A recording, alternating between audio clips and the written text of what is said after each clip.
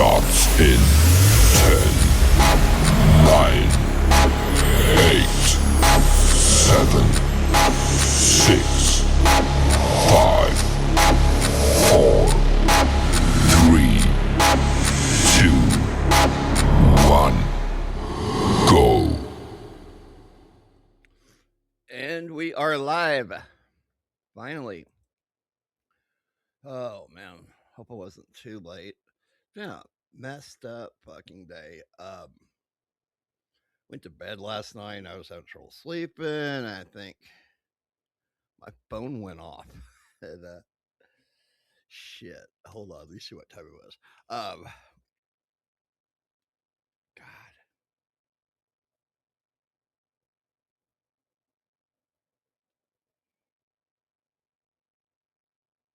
It's like 3:34 in the morning. Motherfucker. Well, yeah, I ended up texting this with him for a little bit. Then we jumped up, got on Discord, we chatted and talked about a few things. And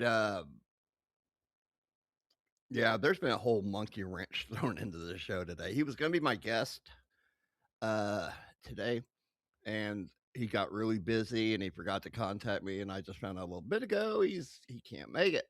But hey, it's okay. We're still going to do the show. I'm going to have to make a few adjustments. But it's not too bad. Hey, what's up, Blue Rose 430? Good evening to you too, my friend. Yeah, you made it. So I'm gonna do a little bit of restructuring here. Um, my former co-host did a fucking shitty fucking video, giving everybody the rundown on me and how bad of a person I am and fucked up and all this other shit. And it's my friend that's gonna be on here with me today. We sat and watched it, and he picked it apart. I picked it apart, point out a lot of lies and bullshit that the bitch was saying. And we're going to pick it apart, but we're going to have to wait till next time when he's available to do that. Might be tomorrow. Yes, I'm a geek. Tomorrow is Star Wars Day. May the 4th be with you. So I'll be doing another stream tomorrow. I'm probably going to show off all my dude, I got a lot of Star Wars memorabilia. I got a lot of cool shit. I got some shit that, I got some things that a few people I guarantee you don't even have. But I'm gonna go through my collection. It's not I'm not one of those freaks that, gets on the street and there's like wall to wall action figures and shit. I got some here, some there up at the top on a shelf. That's it. Back there. That's about it. I got some cool shit. So I'm gonna show it off a little bit. Uh might rewatch we might watch some uh fan made films. There's some actually pretty cool ones on there that yeah, they some of them put Disney to shame. I'm sorry. Disney really fucked up. Hopefully I'm ex- uh, oh, everyone needs to move on. Yeah. And she said, I was attacking a mentally disabled person, aka Jake Hudson. No. He gets on here just like anybody else, he runs his mouth off. I'm gonna retaliate. I don't give a fuck how fucking dumb the motherfucker is. Yeah. Anyway, we're gonna pick apart. It's a short video that she did. We're gonna pick it apart, and then hopefully we'll move on till next time when these fucking idiots say something. I am also formerly a big time Bobby fan. I jumped off the burning ship shortly before 2K did, so I must have just missed you. Here, glad you also find the solace away from there. Yeah, dude. They picked apart that shit when I was on Granny's. Oh, he's saying this, he's saying that. I said a lot of things because I had a lot of fucking different reasons that I fucking did what I did and left. And maybe I made a mistake with some of it, maybe I didn't. I don't know. I don't care. So I'm also formerly a big time Bobby fan. I jumped off the burning shit. Now, did you stream with them? That's what I want to know. I'm so excited. Cinco de Mayo is on Taco Tuesday. Fuck yeah. He's a big boy. Yeah, you ain't kidding. He is. Oh my God. But a lot of cool shit we're going to talk about today. And speaking of the shit over there, um, you can't make this shit up. I swear to God. Bro, girl, you've already seen it. Let me go to Twitter here. And I must ask everybody, does this person I was just a chatter, but also a super chatter. Was consistently there for years. There was good moments, I'll admit that. Yeah, there was. Deep breaths and had a cargasm, right? Well, I'm glad you're over here with us, Blue Rose. Welcome. Thank you for tuning in. Uh, good moments and bad ones. Yeah, there's quite a few good moments, but a lot of did for me because I mean, I want to go take this somewhere. I mean, I don't. I gotta put this. When I do, I'd love to build up the channel and shit like that. Can't do that when you're on a dead end show there from what is it? My time, 6 o'clock at night till God knows fucking when. And I want to do some shit. I want to do other shit. But a lot of that crowd just a lot of shit happened at the same time, and I'm like, bye. Right? And before I left there, I started seeing all the shit that you hear over there on their channel. Yeah. So, anyway, let me show you this. Who does this? Does this remind you of anybody by any chance? I can't believe this fucking popped up on Twitter right before I came on here. Oh fuck, dude, this is fucking hilarious. I can't help it. Who does that remind you of, people? Insane Clown Posse, Juggalette, OnlyFans, Fago, sitting in line at Taco Bell. Yeah, it's just funny that shit like that happens. Bam. Somebody gone and shit their pants. Okay, get rid of that crap. You're right there.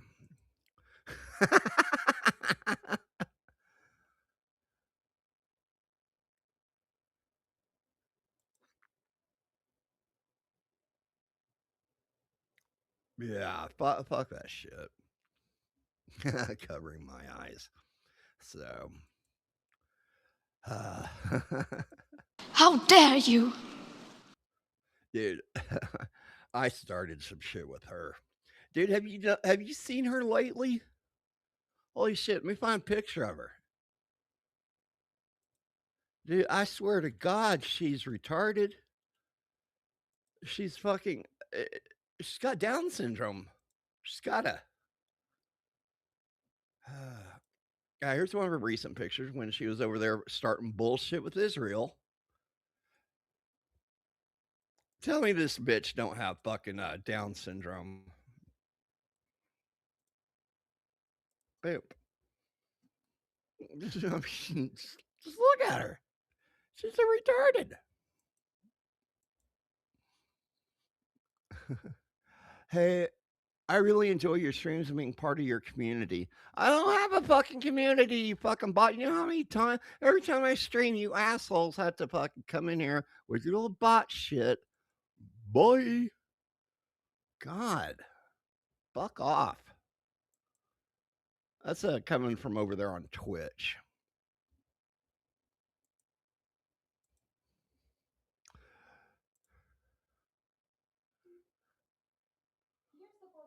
Oh shit, my Alexa's going off with the weather. All right, shut up, bitch. Okay. Oh man.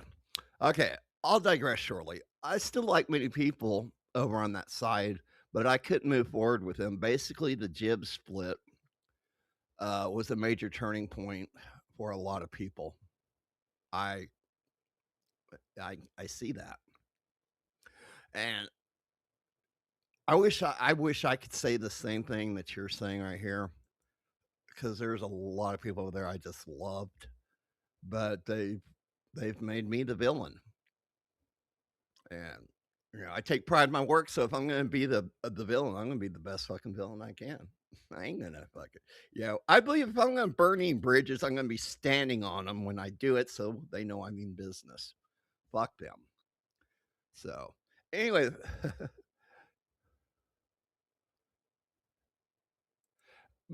mine, right? Yeah, I blew the fuck up on that. I haven't talked to Jim about that. We've been talking though and stuff, but we haven't talked about the shirt. I went on a talk suit with a gay guitar guy, and he was wearing the fucking thing. I'm like, you asshole. That's fucking funny. Did you see? I think he put a new one up. It was a good bit. It kind of pissed me off, but then again, at the time, uh, I just don't. Maybe I did shake when I first started this. Maybe it was a little bit of anxiety and doing this. It took me a little bit to, and I'm still not fully just. But here I am, let's stream. Maybe I did shake around some. I I don't know. I know I 97 I came down with an illness called transverse myelitis. And what it does, it causes an inflammation of the spinal cord. And depending on where in the spinal cord it is, that's where you get paralyzed from. I was paralyzed from the waist down, had to relearn how to walk and shit. I was married, had 3 kids. After that happened, bye bye. Got tossed out like garbage. It's a fucking bullshit fucking experience that I don't wish on anybody. But sometimes I don't know. I never uh, actually looked and watched if I was shaking or not. I know I made a lot of stupid faces because sometimes when I'm on the computer, I'll concentrate, and I have multiple. I've got 2 monitors, so my main monitor, which is big, is right here. So I'm always sitting there like leaning over, looking like a dumbass, shit like that. My cam's over here on the smaller monitor. Because I don't want to sit there and do it like Jen does and have a big screen TV with the fucking cam tops, or everybody can see your fucking saggy ass tits. But yeah. So I got my EVMux program here, but I still use this as my main monitor, so just bear with it. It was a good bit. It pissed me the fuck off. I ain't gonna lie. And Araya threw a lot of gas on the fire too. Was sent me all this information, do this, do that. I'm like, you really can't do shit about it. But I think the worst part of it was that one show, motherfuckers, where they put that Asian girl that was here on there, and she was, and they did that attempted child abduction news story and put me in it. Oh my god! Here's the deal, that did piss me the fuck off, only because of the internet and the way life is. Uh, a lot of people will really take that shit very seriously, if you know what I mean. As in, like, looking you up and coming after you and shit like that. It does happen quite a bit, actually. So I was very perturbed at that, but it's over with. Um, I'm taking it really well. I'm not mad at them anymore, which is something they bring up over there on Bobby's. But here's the deal: the way I've looked at it and what I've figured out here, uh, they've all been pretty cool with me since I left Bobby's. Haven't had any problems. I was on Granny. I was on the show with Granny and 2K, and they were very nice to me. Granny's popped in chat a few times over here. Um, they've been really cool with me. So more power to them. And I started realizing, things changed when I got off that fucking sinking ship. So anyway, what the fuck is going on? Oh God. Oh fuck. I love some of this shit I just find. Check. Boop, boop. Anybody want a dildo?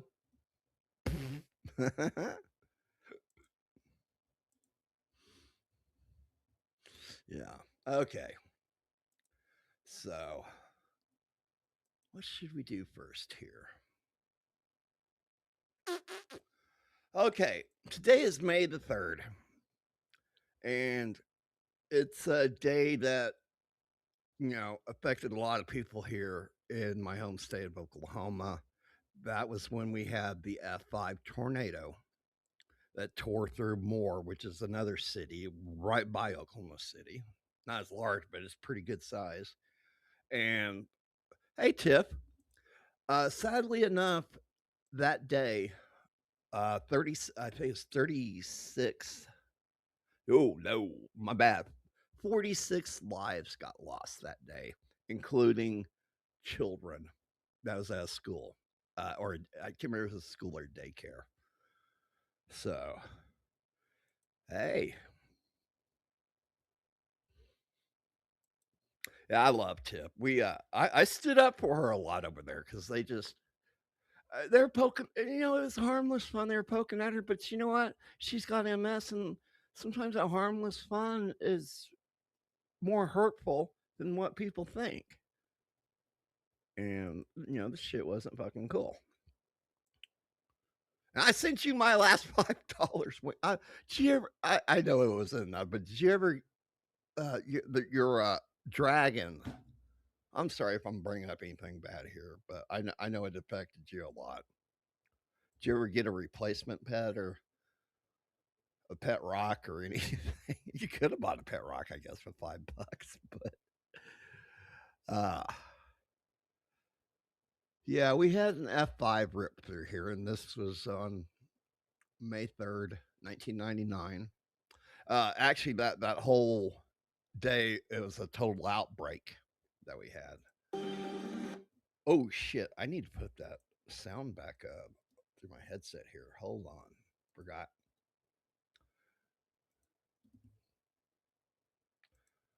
So yes, this was an F5.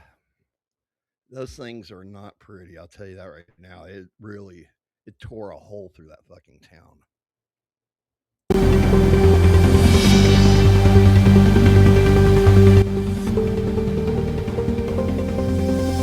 How big that son of a bitch is.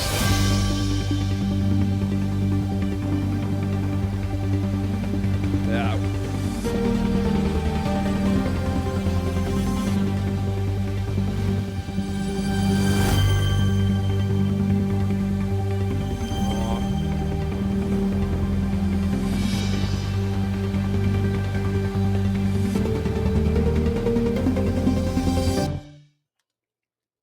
So I got some more footage to go through on this one. That was the event was the first time the National Weather Service used the term tornado emergency. Snatched the roof off, pulled the mattress up, and pulled all the kids up.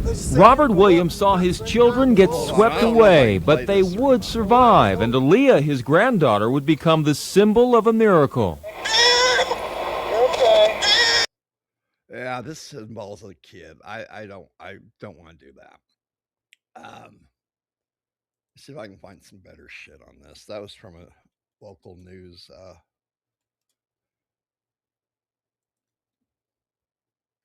So yeah, it started out in Bridge Creek. God damn.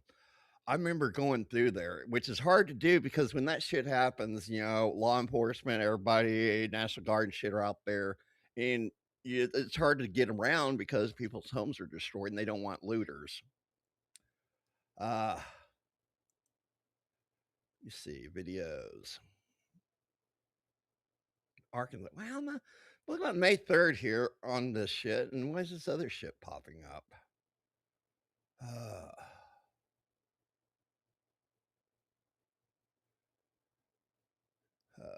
Okay. Videos. And that's the same one. God, all these are short videos. I don't know why. Okay, here we go. I ain't gonna be able to play the whole thing. This is way too fucking long. Monday, May the 3rd, 1999. Ah, shit. Okay, here we go. We see a large tornado on the ground. This huge tornado moving up. Inside the National Weather Service offices in Norman, Oklahoma, a handful of meteorologists lean over an atmospheric sounding. One unlike anything they've seen in years. This sounding isn't just impressive. It's a profile that reads like a dire warning. What's taking shape over the southern Great Plains isn't simply another favorable day for severe weather. It's a loaded gun, chambered, cocked, and pointed straight at the heart of Tornado Alley. That afternoon, towering supercells would explode over southwestern Oklahoma, and violent storms would go on to wreak havoc across central Oklahoma.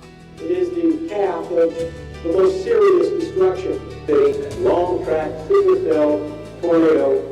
In the middle of it all, one singular tornado, the nightmare scenario that had become the bane of every forecaster, emergency manager, and family in central Oklahoma, would tear straight through the heart of the Oklahoma City metro area and its nearly 1 million residents. Huge tornado in the Moore area. Oh my gosh. I don't know what to say. And let's be honest, we're probably going to lose lives tonight. By the time the outbreak was over, 60-plus tornadoes would carve across central Oklahoma and south central Kansas, leaving 46 people dead, nearly 1,000 injured, $1 billion in damage, and would cement itself as the largest tornado outbreak on record for the state of Oklahoma.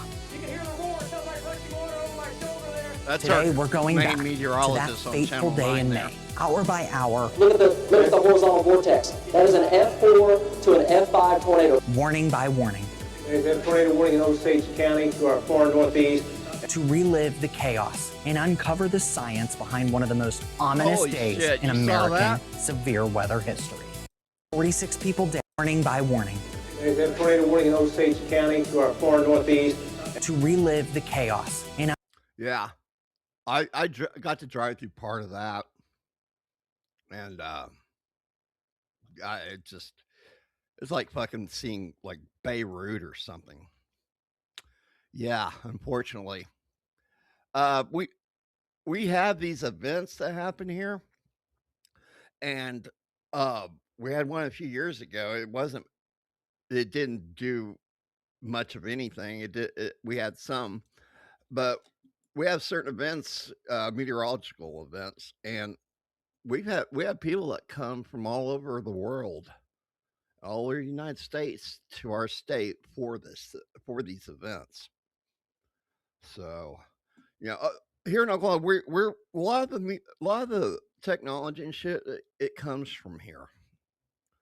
So let's keep watching this. This is just horrible right here. Uncover the science behind one of the most ominous days in American severe weather history. I'm CJ, and this is Florida Man Weather.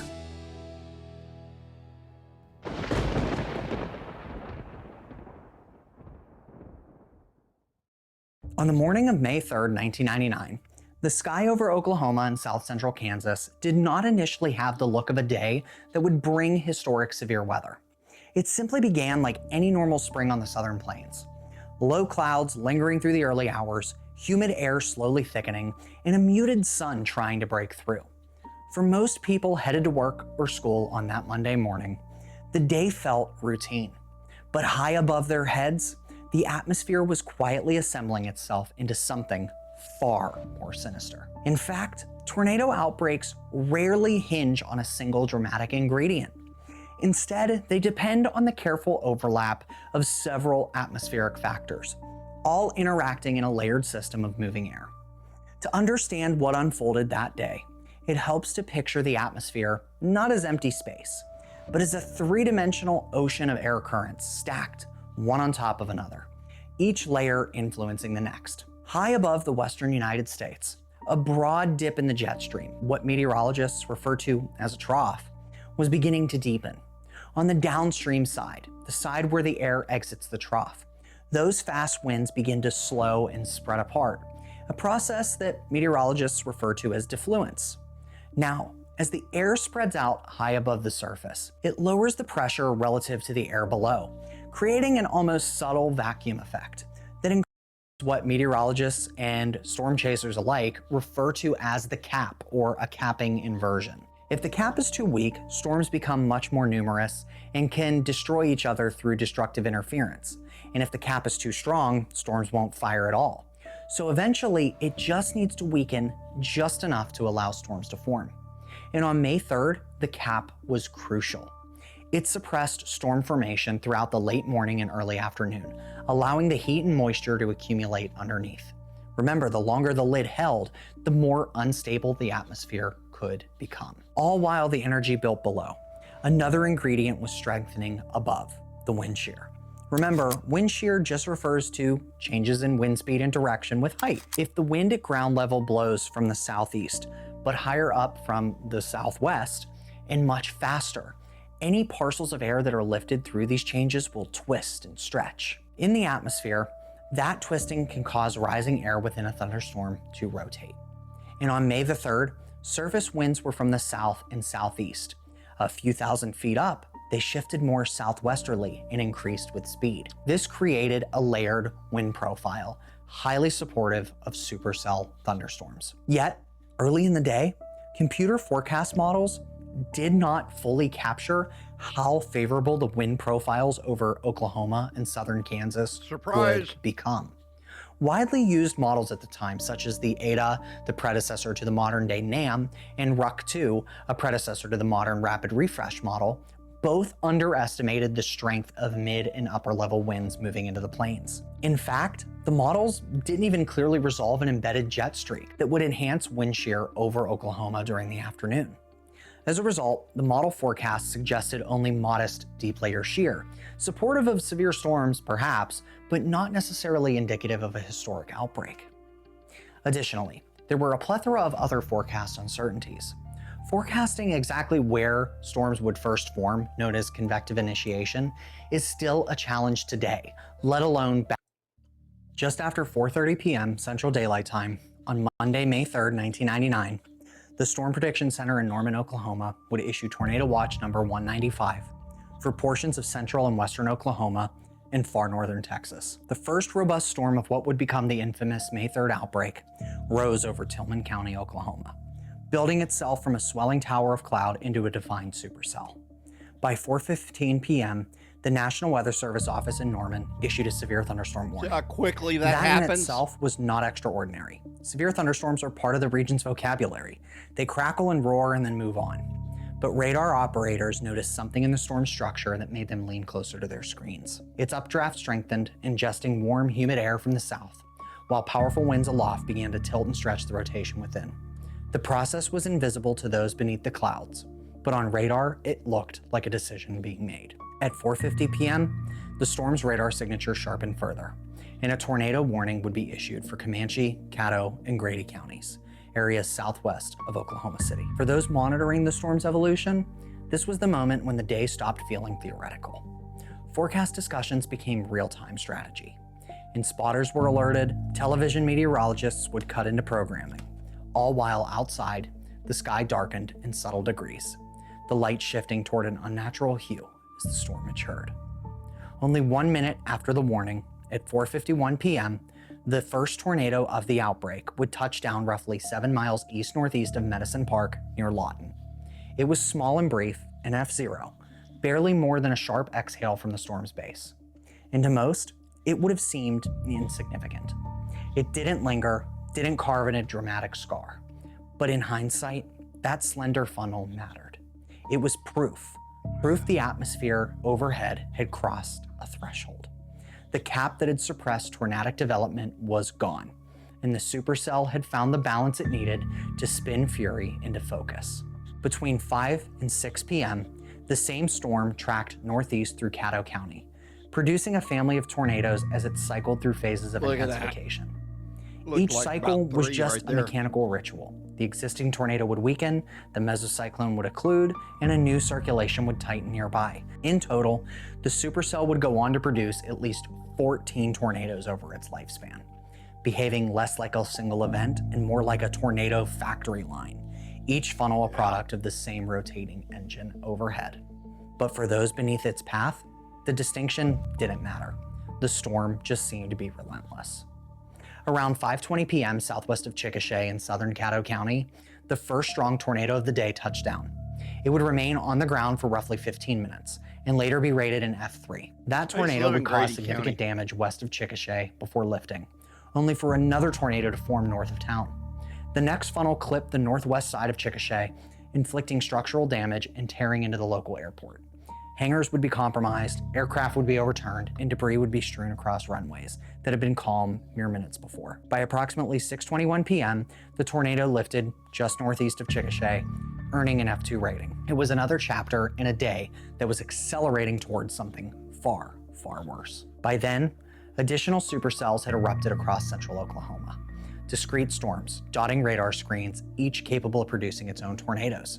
The atmosphere had essentially become a breeding ground.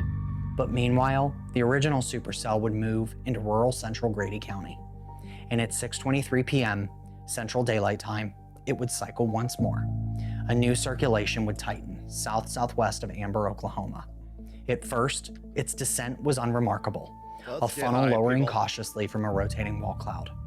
But within minutes, it intensified with terrifying speed as it tracked northeast, roughly paralleling Interstate 44.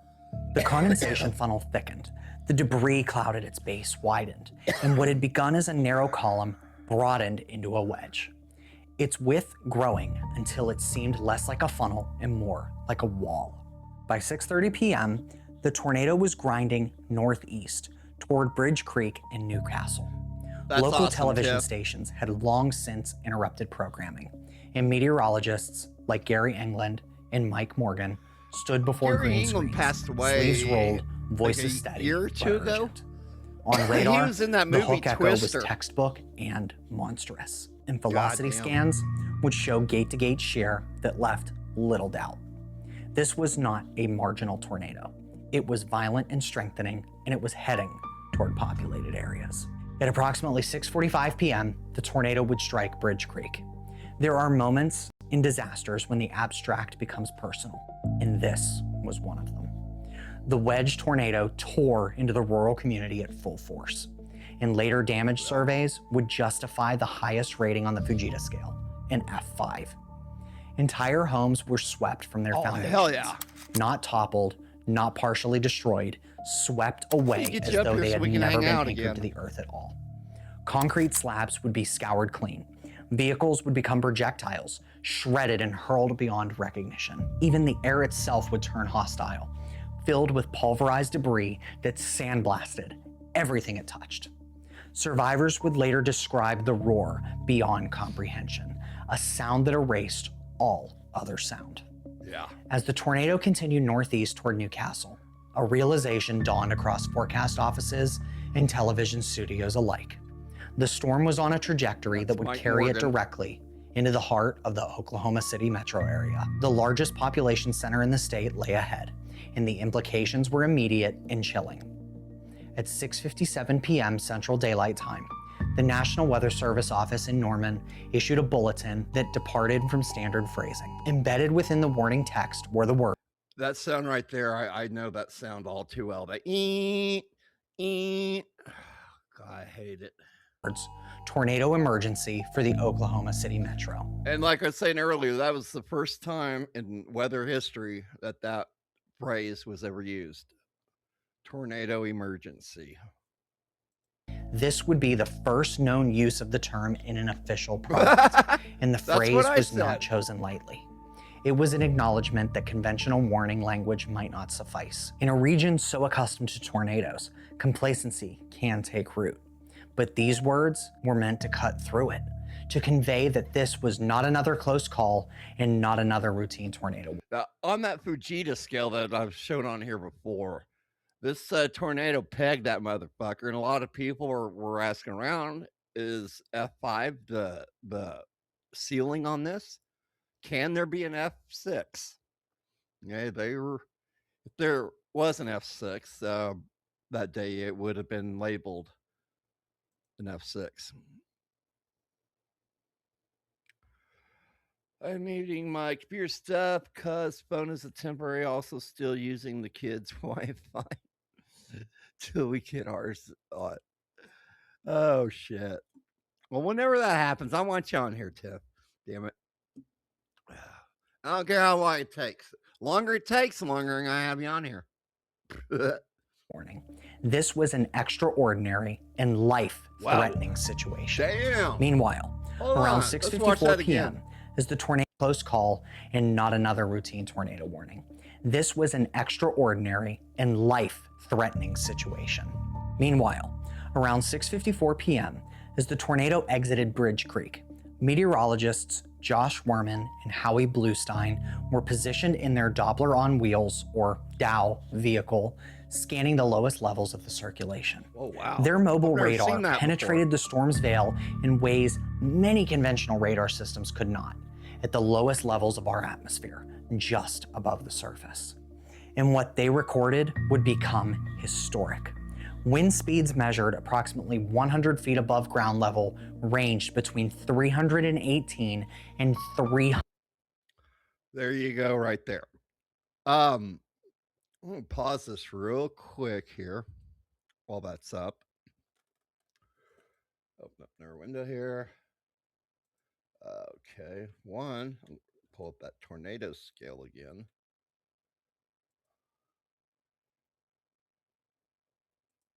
Images. Okay. So, let me share this tab instead right here. I'm not sure how well you guys... Oh, I can make it bigger. Huh, what's this? Okay, I don't know where that's from. But anyway, it runs from 0 to 5. That's your wind speed. Oh, hold on. My bad. Yeah, the F4 is 166 to 200. 200 up is EF5. Damage incredible. Now, I take that down.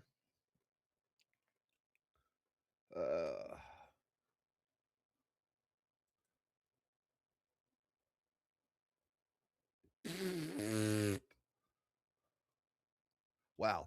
Now, sometimes a hurricane might be able to do more damage, but it's spread out and a tornado is concentrated. And I'm not sure how well you guys can read this, but a Category 2 hurricane is 96 to 110. What's 2 on this other one here? 2, 111 to 135. There 3, which is major, is 111 to 129. 4, 130 to 156 miles per hour. Category 5 hurricane, 157 miles an hour. Yeah, got you beat on that one, hurricane, whoever they want to name you next time you want to rip through shit. So, let me, oh, Jesus Christ, I lost that fucking tab now. There it is. Bingo. 121 miles per hour. This was the first time winds inside a tornado had been directly measured at such magnitude. Yep. The data confirmed what the destruction on the ground That's why they were thinking implied. about the storm was 6. operating at the upper limits of what our atmosphere could produce. The tornado would then move on and cross Interstate 44 near Newcastle and surge into McLean County in the southern outskirts of Oklahoma City around 7:10 p.m. Catastrophe would then unfold in increments. By 7:15, the tornado would enter Moore, an inner ring suburb of Oklahoma City. And over the next 15 minutes, it would redefine the entire landscape. In Moore, the tornado reached a maximum width exceeding 1 mile. It swallowed entire neighborhoods whole. Subdivisions that had been orderly grids of rooftops and driveways were reduced to splintered fields of debris. Some homes were obliterated so completely that only bare slabs remained, outlines of rooms etched faintly in dust and fragments. In places, even those slabs were damaged. Live news cameras on KFOR TV would show the tornado live as it crossed Interstate 35. The loud roar of the tornado and the massive debris in the skies left the veteran meteorologist speechless as the camera crews raced to keep up with the tornado, all to warn residents who still lay in its path. A major tornado on the ground in a major metropolitan area. You can hear the roar. There is a tremendous amount of debris in the air. Just go get safe. Oh my gosh. Reports would later describe pavement scoured, vehicles wrapped around trees with grotesque finality, heavy objects displaced as though weight was meaningless. Now, the next, I was living in Dallas at the time, and I came down the day after to get my son. And, he was, the family here was all safe and stuff. But like I said, I came through here, I was like, holy shit, when I started getting into the area. Some of the buildings that did stand, you could see like just marks, like claw marks racing across it from the, the hurricane spinning and plowing into the building. And like I said earlier, it looked like fucking Beirut. There you go. Am I exaggerating? I think not. Commercial districts suffered as well. Storefronts would collapse, signage twisted into unrecognizable shapes, power lines snapped and fell, plunging areas into darkness as daylight waned. Gas lines would rupture, hissing through wreckage. Emergency responders would be faced with a maze of blocked roads and unstable debris, navigating a city that no longer resembled itself. And then, as it had in Bridge Creek, the tornado moved on. Survivors emerged into a silence that felt unreal. Some opened bathroom doors, the rooms they had just used as shelters, and saw open sky where living rooms had once stood. Others stepped out of their underground storm shelters and found their neighborhoods completely erased, familiar landmarks gone. Trees were stripped to stubs, bark peeled away. The boundaries between properties dissolved into a chaotic blend of splinters and insulation and shattered glass. And after devastating Moore at F5 intensity, the tornado would turn east-northeast and then northeast, maintaining F4 intensity as it pushed into southeast Oklahoma City before bulldozing into Del City and Midwest City. The tornado continued to inflict severe damage before finally dissipating around 7:48 p.m. just north of Tinker Air Force Base. From touchdown to dissipation, the Bridge Creek Moore F5 would be on the ground for about 1 hour and 25 minutes, carving a path of devastation roughly 38 miles long. Path length 37 miles long. Injuries 583, fatalities 36, damages 1.2 billion. But you know what? We rebuilt. I tell you what, I love living here. Actually, it's dealt with this all my life, and we deal with it. I tell you what, you want to see a bunch of fucking people come together to help out everybody. This place to fucking be, because everybody just comes crawling out of the woodwork to help when this happens. So back it up a little bit. I want to hear that one part again. Finally dissipating around 7:48 p.m. just north of Tinker Air Force Base. From touchdown to dissipation, the Bridge Creek Moore F5 would be on the ground for about 1 hour and 25 minutes, carving a path of devastation roughly 38 miles long. And in all, the tornado would be directly responsible for the deaths of 36 miles. Can you imagine? Some victims as old as 94 and some only 3 weeks old. Nearly 600 others would be injured by the tornado, and the devastation would make this long. And in all, the tornado would be directly responsible for the deaths of 36 Oklahomans, some victims as old as 94 and some only 3 weeks old. Yeah. Nearly 600 others would be injured by the tornado, and the devastation would make this tornado the first tornado on record to ever cause more than $1 billion in damages. Yet, even this storm was not finished with OKC. Nope. As the Moore F5 would lift, the storm cycled again and dropped another tornado, an F2 over Choctaw in eastern Oklahoma County. This next tornado would be on the ground for 14 minutes, carving another path through the metro and injuring a further 2 people. But even as the southern and eastern OKC metro area was left reeling, another monster would take shape, 150 miles to the north. While the Moore tornado is the defining event of the May 3rd outbreak, this evening of destruction did not belong to one city. It was not confined to just one corridor of devastation.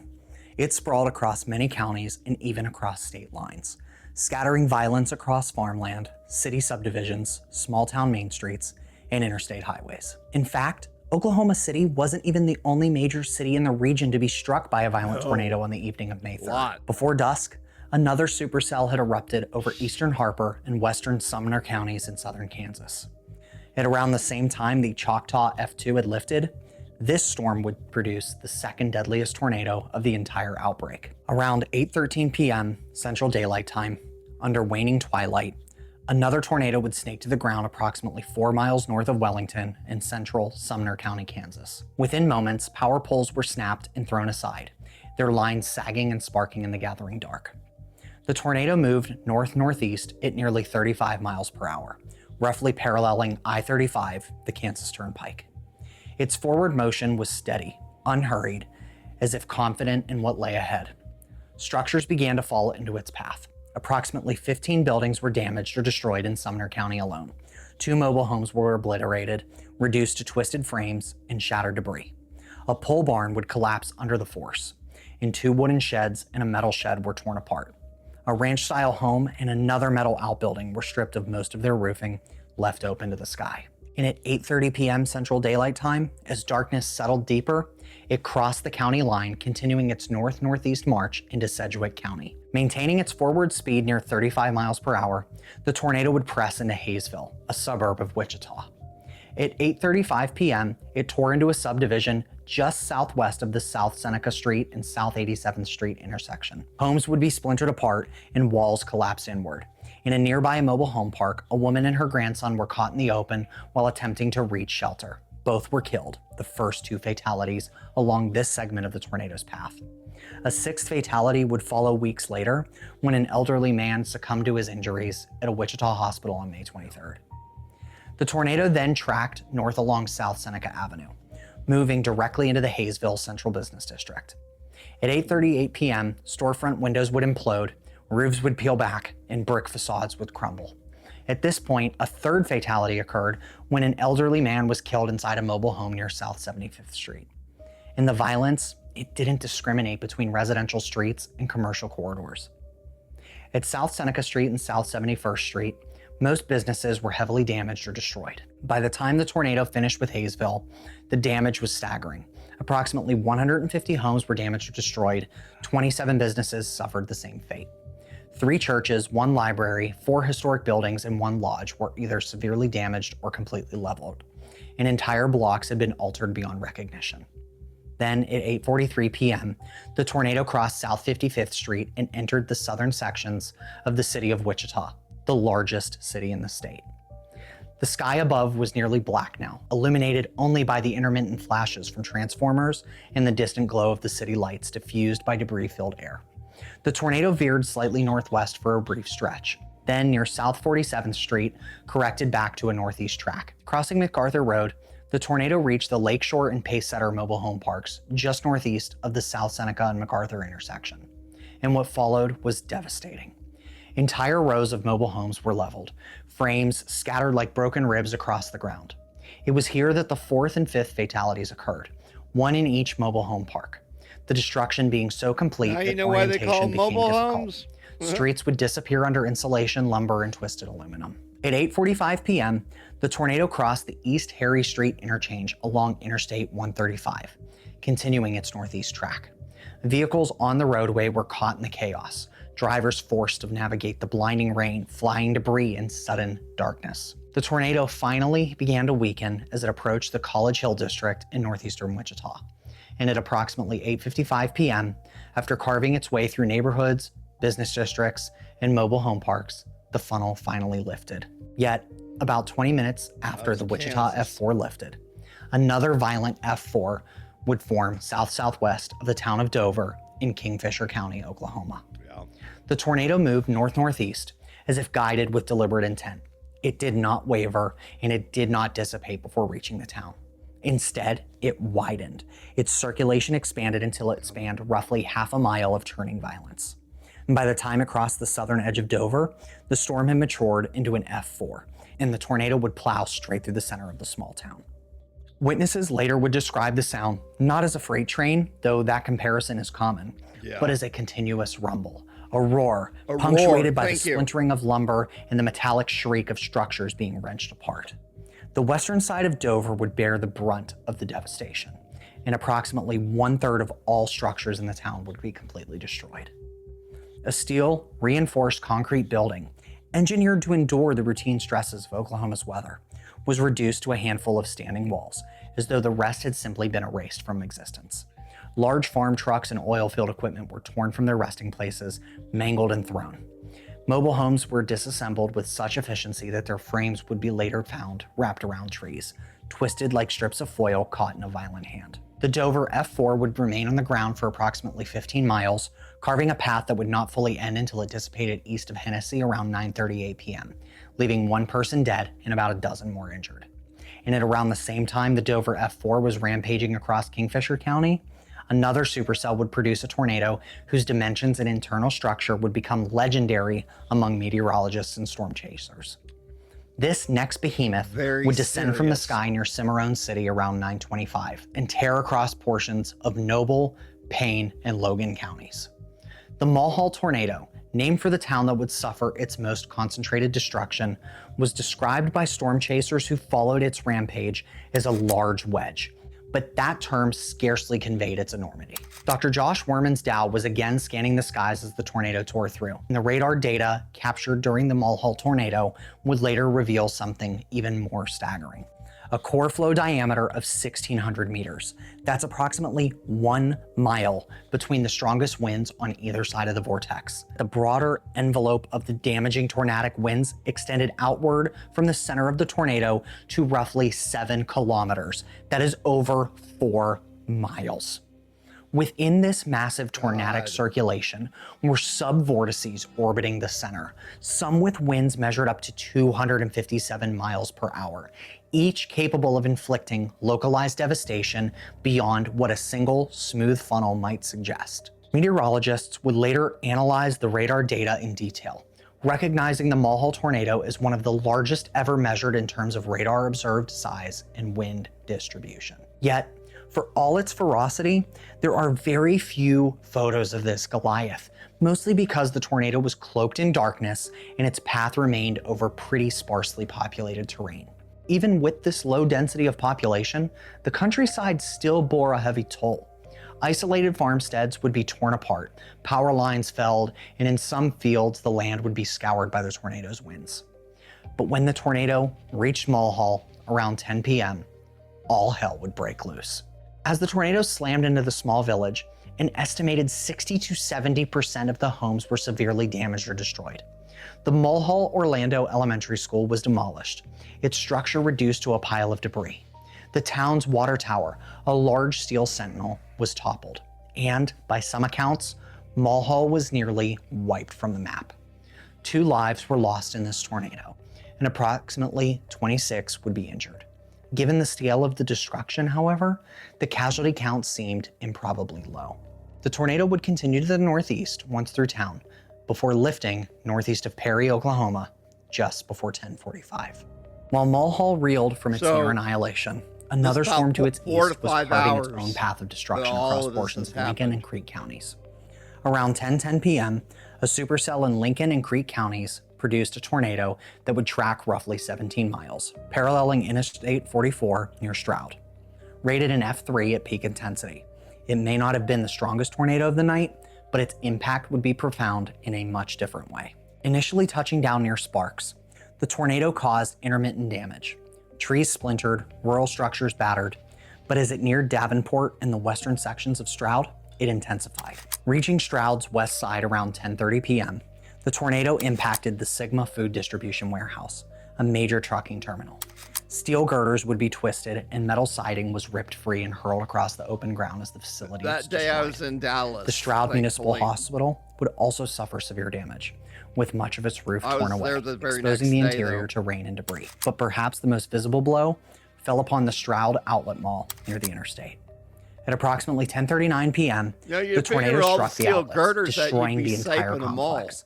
The tornado would continue on the ground for roughly another 10 minutes, before finally lifting north of Stroud Lake at around 10:50 p.m. Thankfully, there were again 0 fatalities with this tornado, but 26 people would be injured. While again, this tornado would only be rated an F3, for the small community of Stroud, the tornado inflicted F5 economic damage.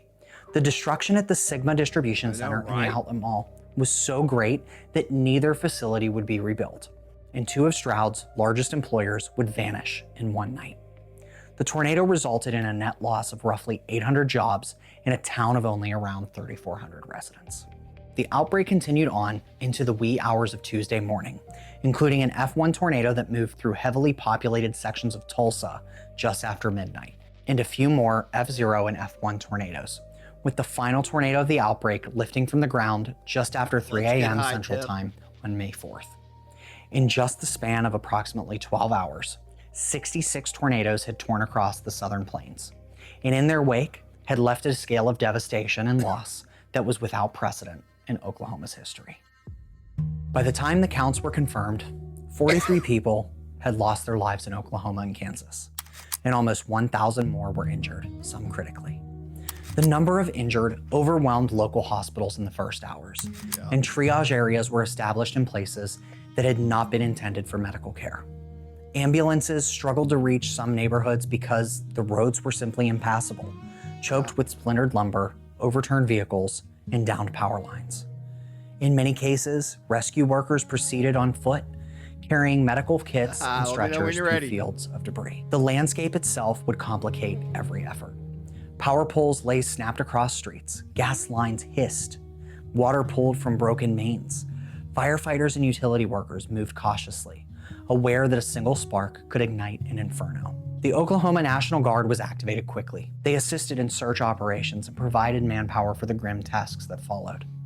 Their presence added a somber formality to neighborhoods that had only the day before been filled with children playing in neighbors' mowing lawns. You know, people from other states. Heavy equipment was brought in carefully. Bulldozers and cranes to help. lifting slabs of concrete and massive beams where responders believed victims might still be trapped.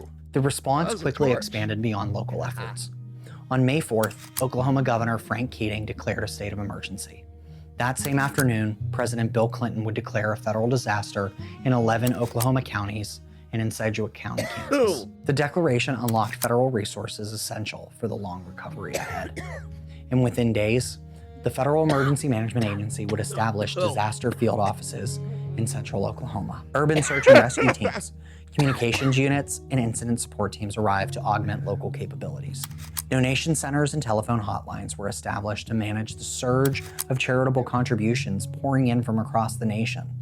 The generosity was immediate and substantial, but it required coordination to ensure that resources reached those most in need. Financial assistance to survivors began flowing within days, and in the first week, emergency housing grants helped families secure temporary apartments or make urgent repairs to partially damaged homes. By mid-May, federal loans and grants had already reached into the millions of dollars, and as the weeks passed, the numbers climbed steadily.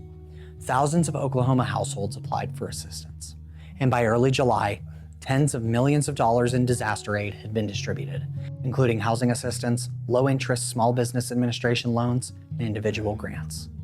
These funds were lifelines for families facing mortgage payments on homes that no longer existed, and for business owners staring at empty lots where their storefronts we do once too, stood. Tiff. Yet, no financial figure could fully capture we the don't get scale of hurricanes, loss. we get earthquakes. In Oklahoma, nearly 10,000 Not homes had bad been ones, damaged though. or destroyed statewide. Look Over at that. 1,700 of these Look like a and war more than zone. 6,500 damaged homes were in Moore and southern Oklahoma City alone. In rural counties, Pieces of houses and farm equipment lay scattered across open fields, carried there by winds that seemed almost deliberate in their cruelty. As days turned into weeks, the focus shifted from rescue to recovery, and from recovery to rebuilding. Schools that had been damaged required extensive reconstruction. Hospitals repaired roofs and restored essential services. In more, rebuilding key facilities took close to a year. Construction crews became a familiar sight, framing new walls where old ones had been swept away. Some communities faced more complicated futures. In Stroud, the destruction of the Sigma Distribution Center and the Tanger Outlet Mall represented not just structural loss, but economic upheaval. Hundreds of jobs just disappeared overnight, and despite efforts to attract new businesses, some facilities were never rebuilt. That's when you start wondering, the tornado where's your altered the reach town's around? trajectory in ways that would unfold over years. Yet, even in Stroud, as in Moore and Dover and Mulhall, resilience took root. By late 1999 and into 2000, many homes had been reconstructed. Builders incorporated storm shelters and reinforced safe rooms into new designs. Public awareness of tornado safety deepened. State programs would offer rebates and incentives for the installation of safe rooms, reflecting lessons learned from the disaster. Yet, amid sorrow, stories of compassion endured. Residents recalled strangers arriving with chainsaws to clear fallen trees, volunteers offering meals without asking names, and neighbors sharing generators so that refrigerated medicine would not spoil. One more resident reflected later that it was astonishing to see how everyone would pull together to help those who had lost so much. The morning of May 4th had revealed devastation, but it had also revealed a capacity for solidarity. In the stillness that followed the storms, amid the smell of sawdust and the hum of heavy equipment, entire communities began the slow process of reclaiming their lives. The May 3rd, 1999 tornado outbreak has never truly receded into the past. For meteorologists, emergency managers, and the people of Oklahoma and Kansas who lived through it, it remains a fixed point in memory.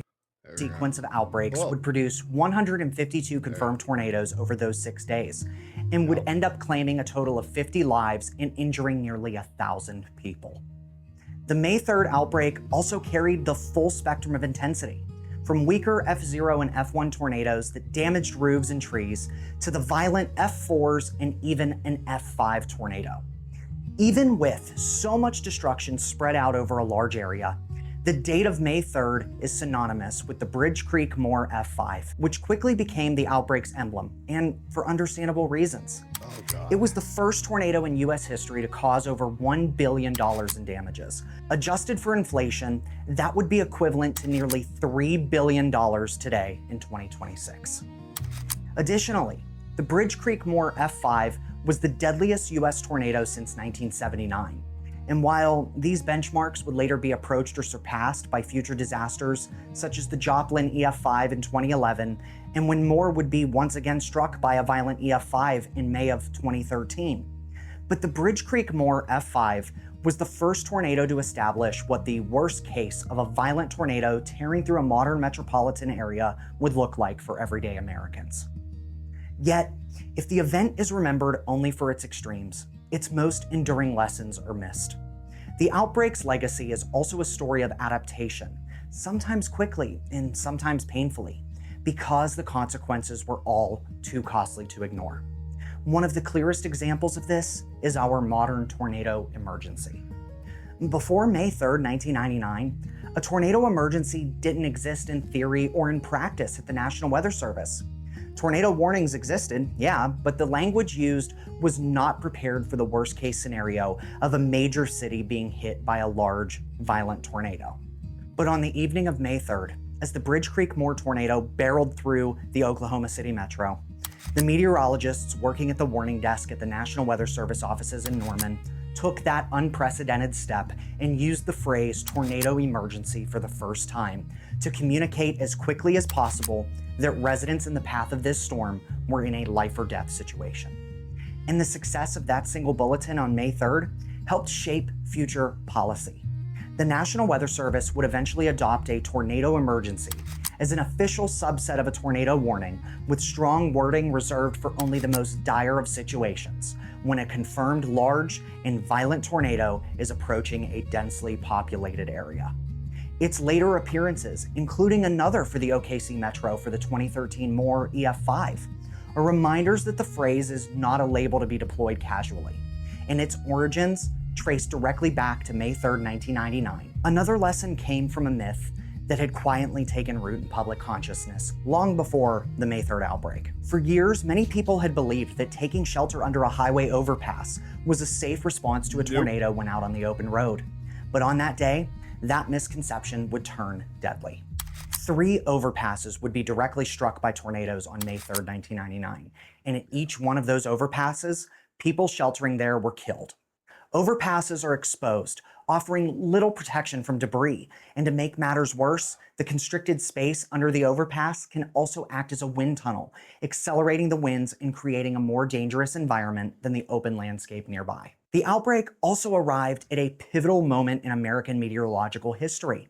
The tools available to meteorologists during the May 3rd outbreak were new, modern, and much more powerful than anything that had came before. See the shit we got now. By this point, the modern-day WSR-88D, or NEXRAD, National Doppler Radar Network, was finally fully operational, giving meteorologists the ability to actually detect the rotation and storm structure with a degree of precision that earlier generations could never have imagined.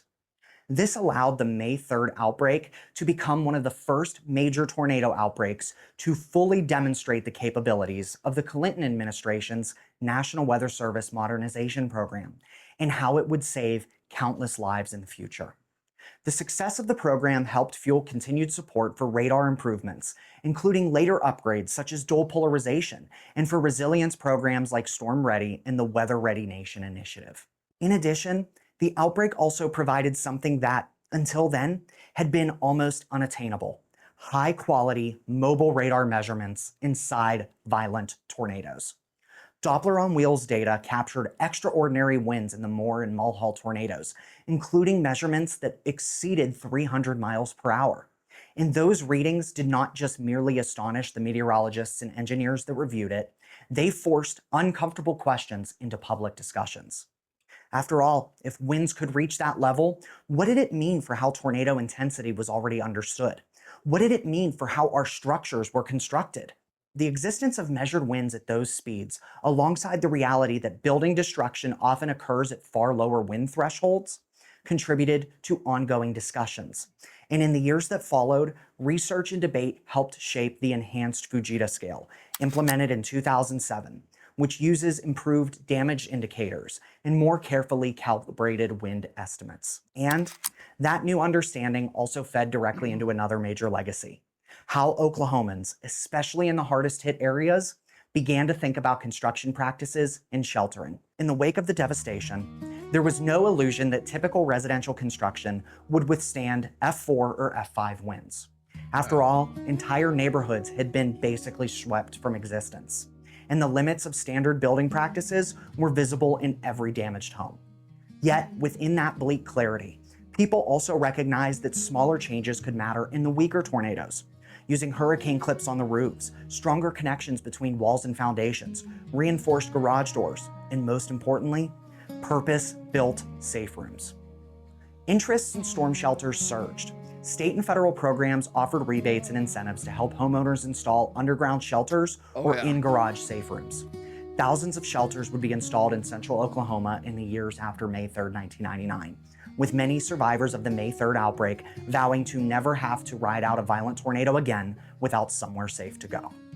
While communities would rebuild and adapt, the scientific world would again and again return to May 3rd, 1999 as a treasure trove of new meteorological data. In fact, few outbreaks have ever been so extensively well documented and scientifically analyzed.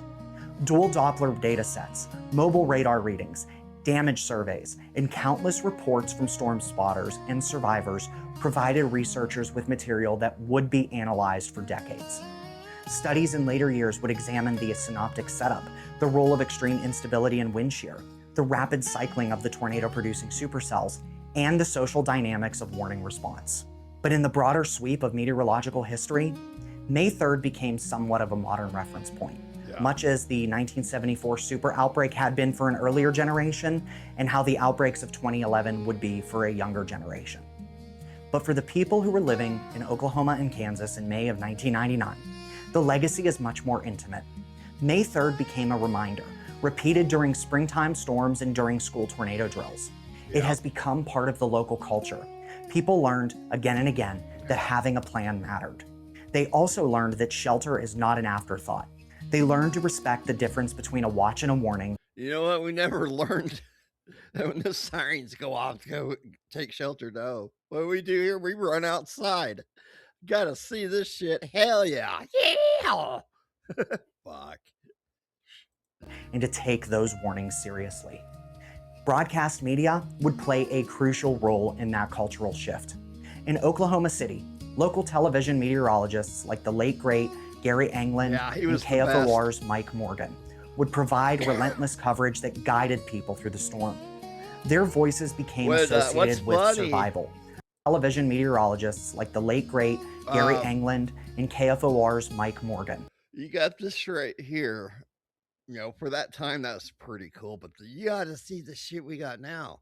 You have all these different colors. It's like a purpose pink, and that's all hail right there. There's this hook, and it's, man, they track it like a well-oiled machine. They'll even start getting down to blocks and streets with the shit. I tell you what, though, that did strike a big surge in storm cellars. And I remember growing up as a kid, I spent many nights. We had a storm cellar. So my grandmother did canning and shit, and that's where we'd have all the jars out up on the shelf in case something bad happened. I remember a lot of times sleeping on one of those old army cots. And the only light we had was from a couple of those kerosene lanterns.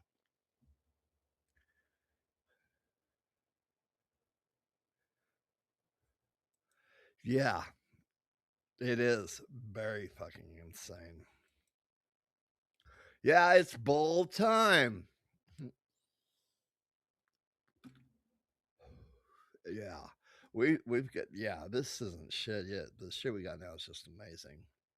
So, yeah, unfortunately, I thought it was this round, but no, I think it's already closed. I think it's May 2013. We had another bad one that hit a school, and we lost some students there, and that also had a big impact on the culture and shit here.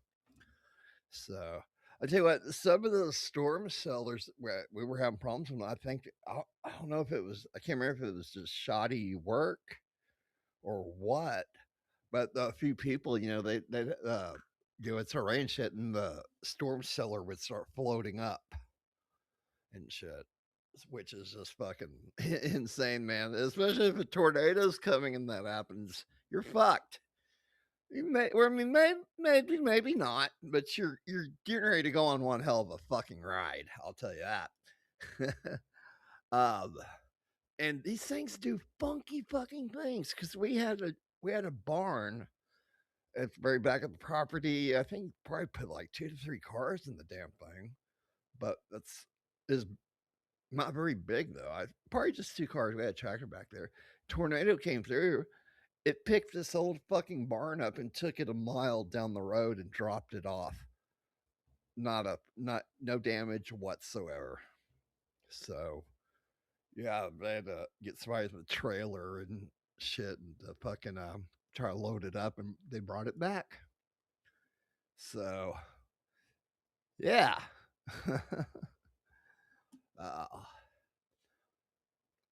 But yeah, we here in Oklahoma, I mean, it's just not as good as what it was, but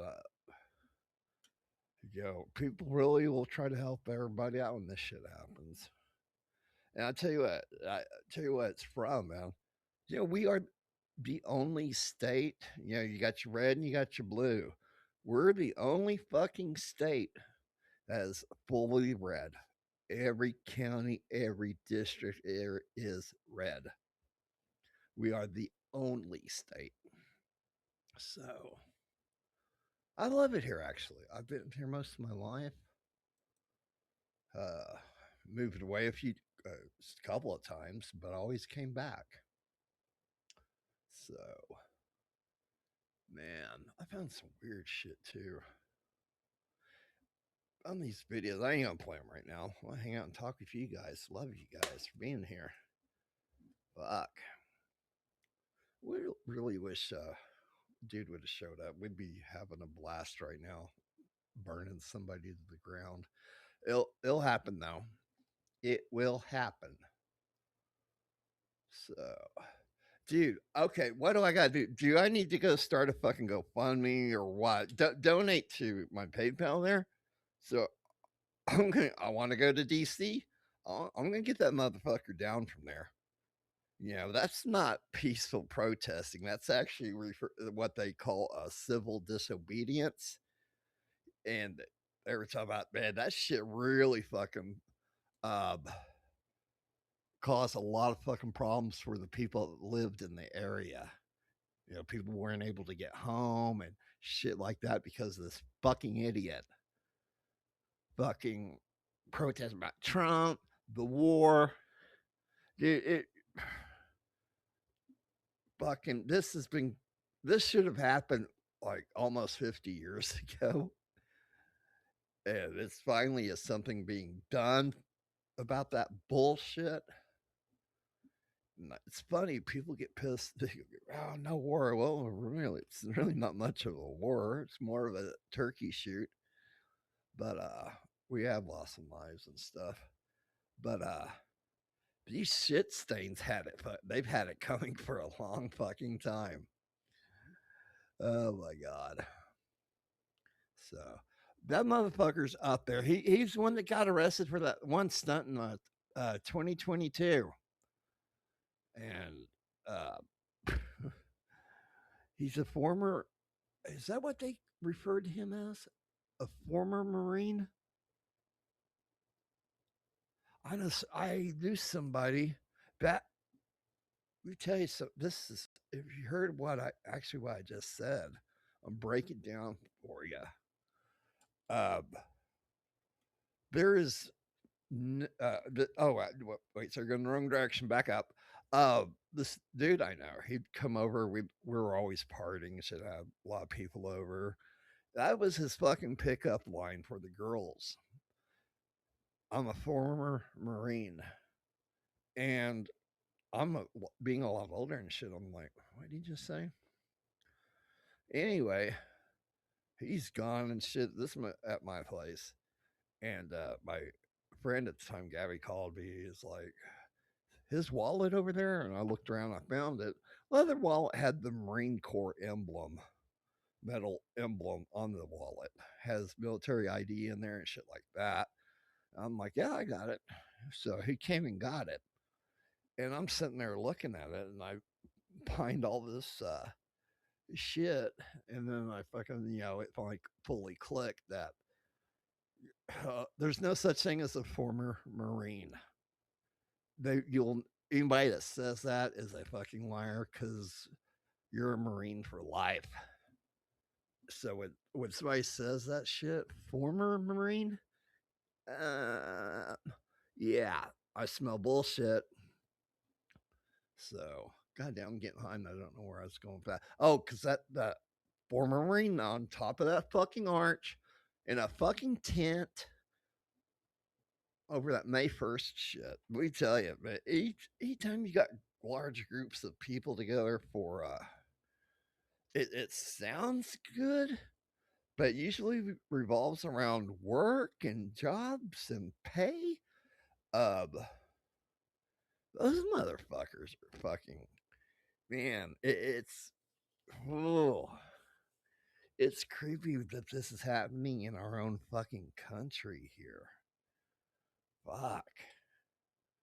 When you start hearing about those groups having labor or the people and shit like that, it's like, here come the commies. And the Communist Party's been funding this shit too. That's fucked up. Oh my god. Find the picture of that, because it's like, holy shit, this is happening here? May 1st. What was I doing here? God damn it. I'm high as fuck right now.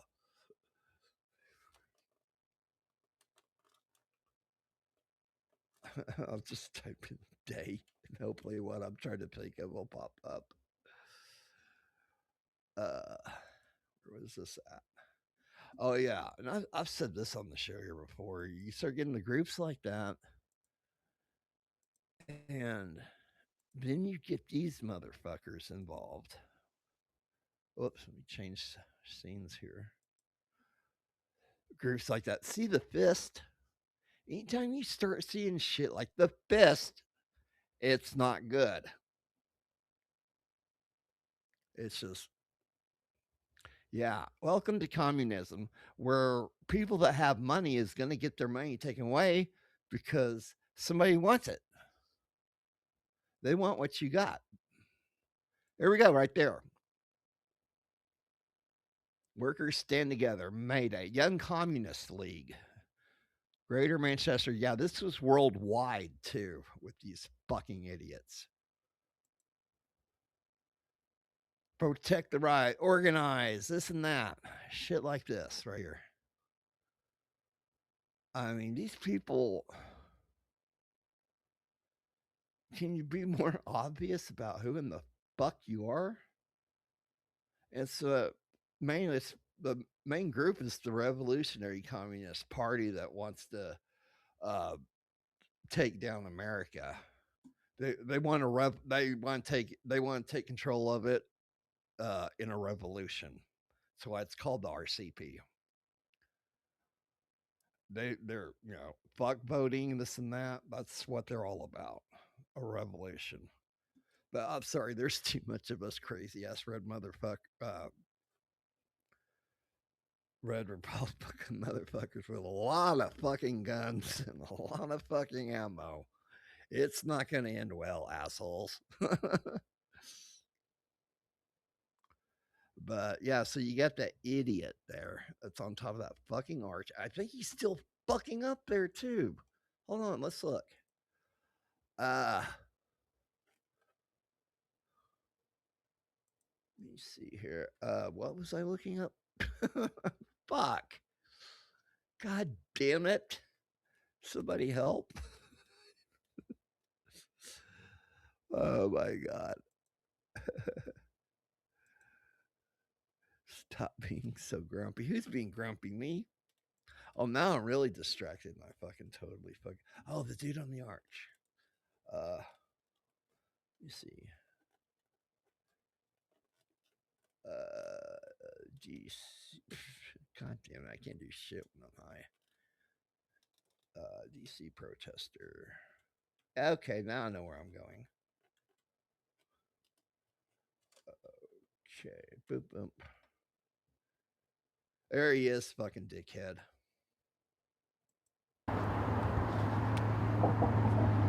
Somebody fucking go get his ass. Get that son of a bitch down.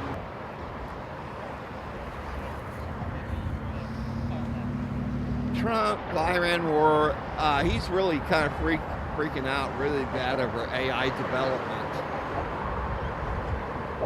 Really not much you can do with it at this point.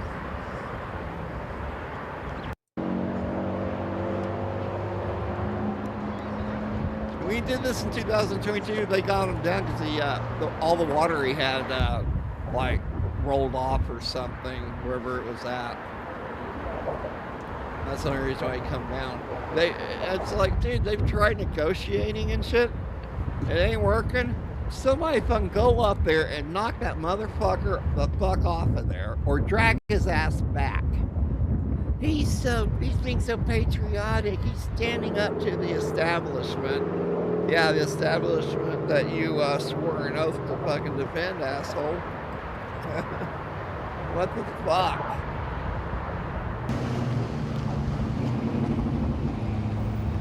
I need you to come down off the bridge.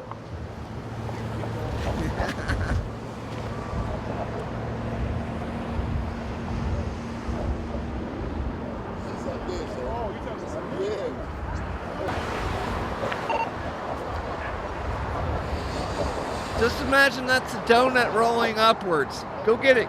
Come on.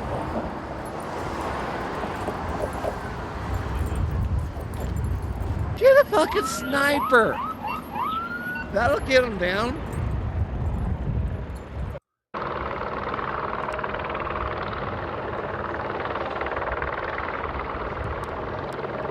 They sent a drone up there. They shut it down and non-violently stop the police that are doing it as well. Okay. Doing that kind of research.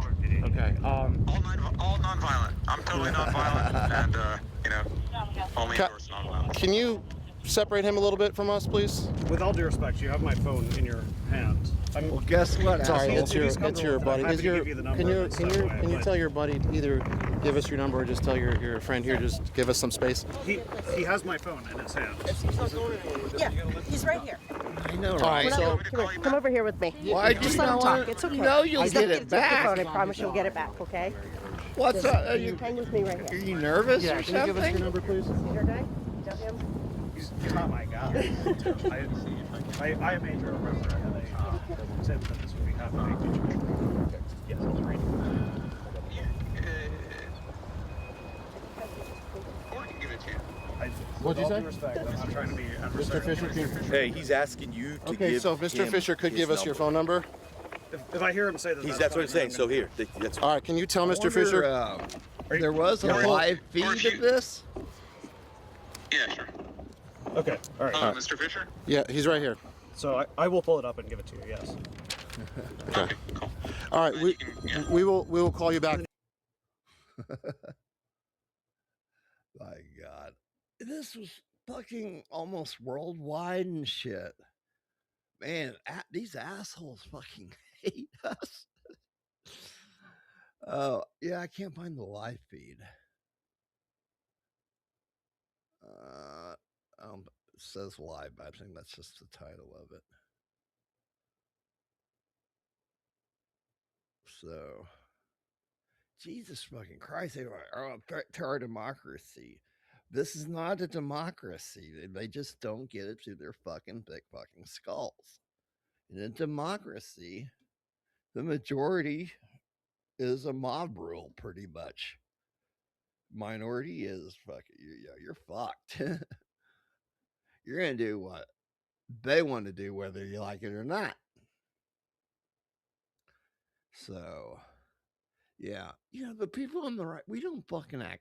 There's January 6th, but other than that, we have pretty much we're calm and composed.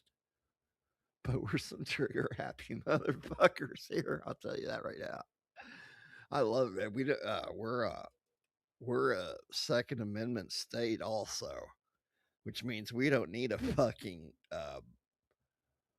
license for a fucking gun.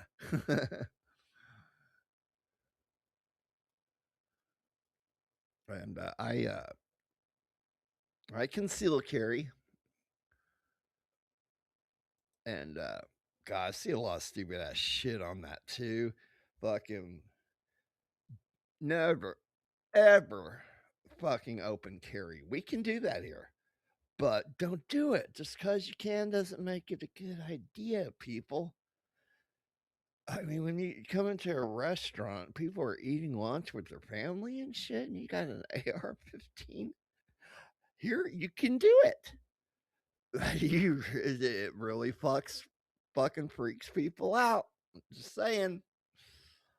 But you see a lot of shit on people that'll open carry, and you take any kind of a gun course, they're going to tell you, the first thing they're going to tell you is don't fucking open carry, because if somebody wants that gun, they're going to take that gun, more than likely, and you're not going to see it coming.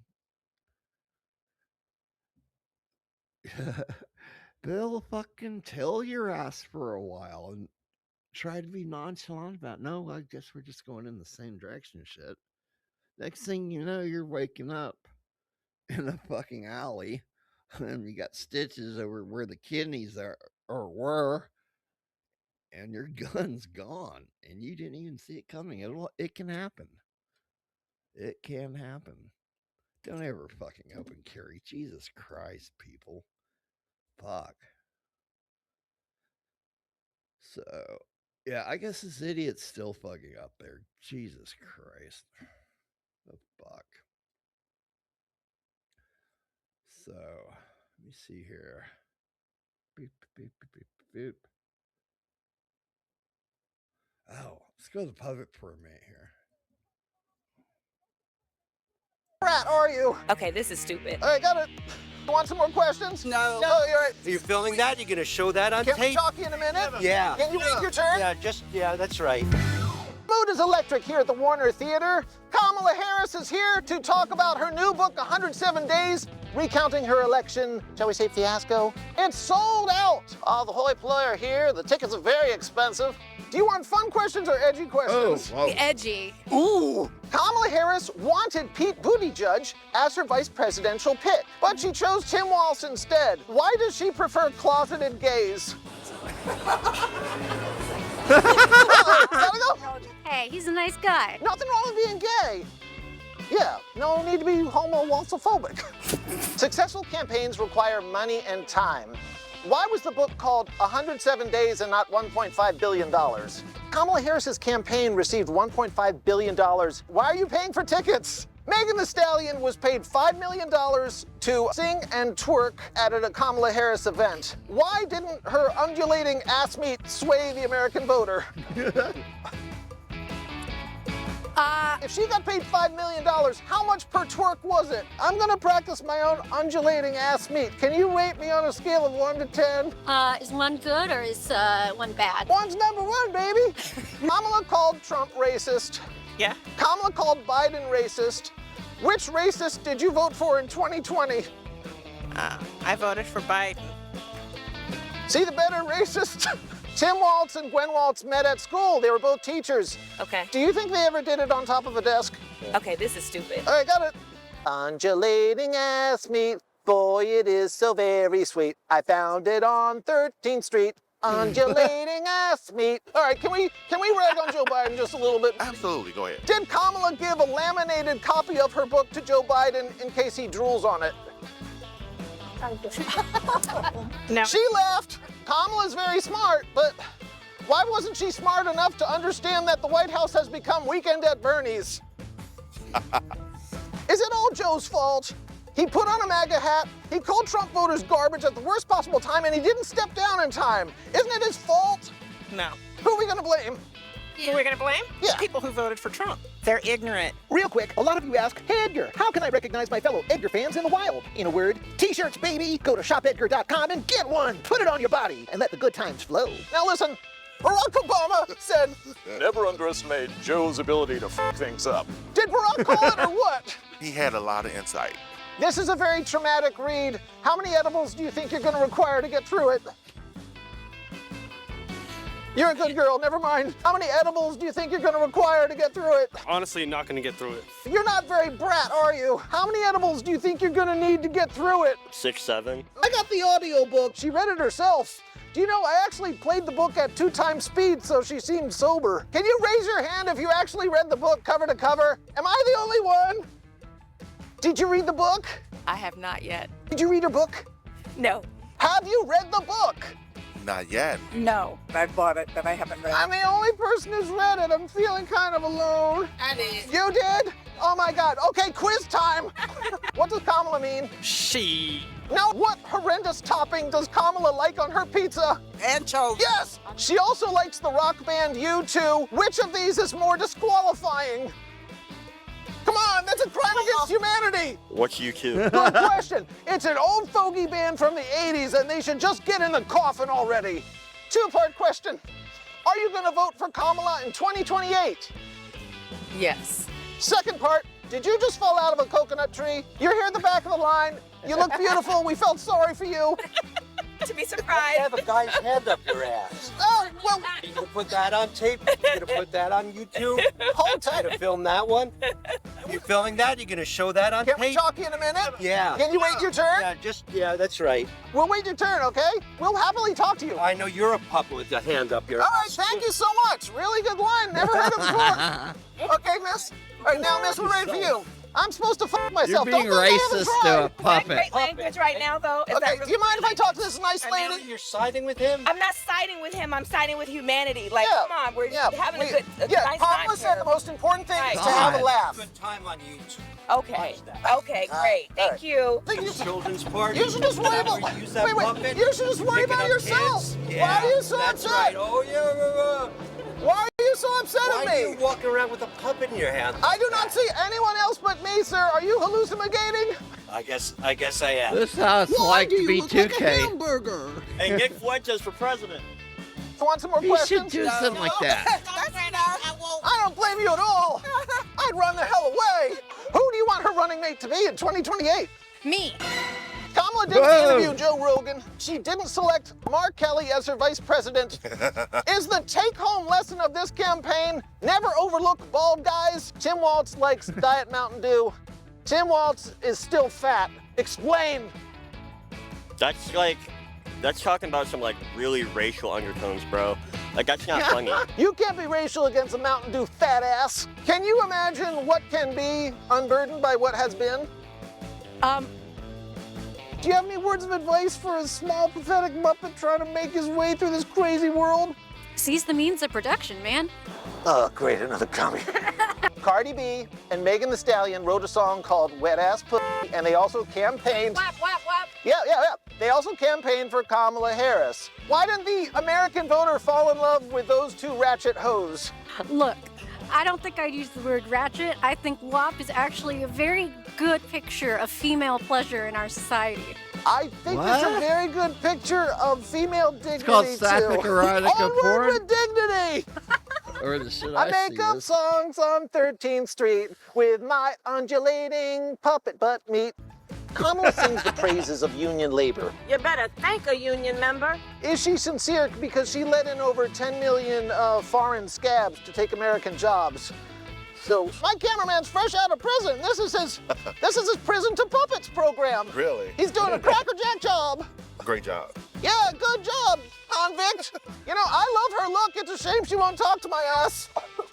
Trump's Middle East peace deal. Is that just totally ruining the vibe tonight? Yeah, we all want peace. We're all sick and tired of protesters hounding Kamala. I'm glad they're not here tonight. A few minutes later. Harris, you are a right-wing war criminal! You are a right-wing...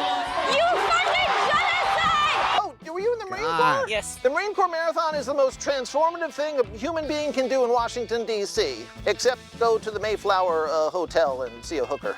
Reaching out for any friendly voice in the deep, dark city, she and Edgar the Puppet collided one day on 13th Street, and it was love ever after. I can't sign a prenup. I just want to let you know I'm going to take half of it. You okay with that? I don't know how much half of nothing is, but yeah. 6, 7, Is 6'7" the new skibbity toilet? What is 6 times 7? 28. Yes, America's future. All right, America first. Ruth Conga forever. It sure has been nice to talk to you tonight, lady, but I gotta get back to my job as an air traffic controller. I hope you don't mind. God bless you for still working. Thank you. We keep those planes a-crunching. Greetings, bitches. Thanks for hitting like, subscribe, and for sharing my journalisms. It sure helps my channel grow. Want to help even more? Join the Blue Crew! For just a few bucks a month, you'll enjoy my episodes days earlier, access members-only videos, and get 20% off Edgar merch at shopedgar.com. Just go to... There you go. Show them some love, people. Oh, God. Some people are just fucking whacked in the fucking head. All right. So, to conclude, or whatever, the political part of this show tonight is me doing stupid ass shit on fucking AI. Oh, God. I had fun. I'll admit, I had fun doing this. Wish I can. Oh, wait a second. Yes, I can do it like that. You can do it like that. All right, hold on. Okay. Remember the garbage pail kids back in the day? Those cards?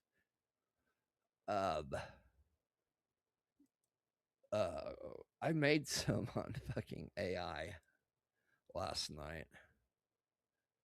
I think it's funny as fuck. I don't care what anybody says.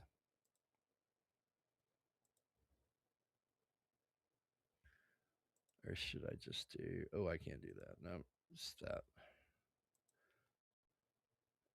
Okay.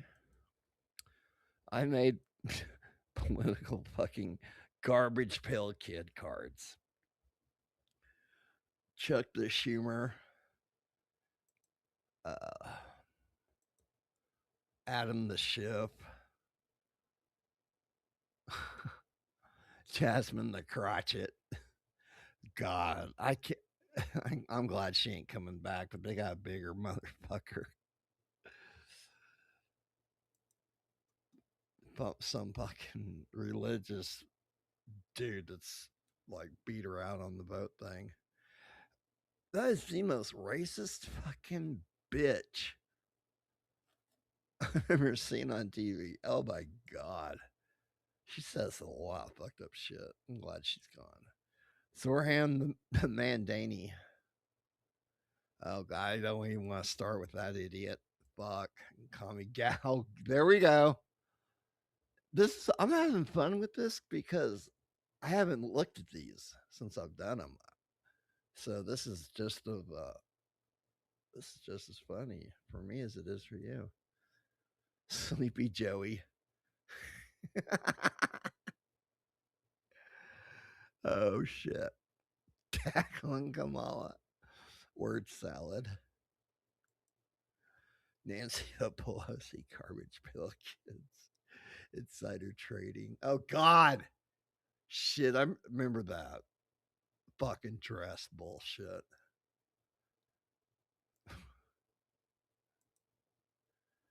I don't know. Oh, I know. Alan Presley, no justice, no peace. Black Lives Matter, and yours doesn't. Rashida to Liberty to the Rager. Free Palestine. I hate that loudmouth bitch. God damn it, she don't belong in office. One of the squad idiots. Oh, there's a winner right there. Ilhan Martian or Omar the Stormer. Controversy, brother fucker and shit. All that fucking fraud. Oh man. It's saying the whole fraud thing. Oh no, nothing's going on. Well, amount they're saying is missing is the shit that's over in Somalia. They're that much richer over there now.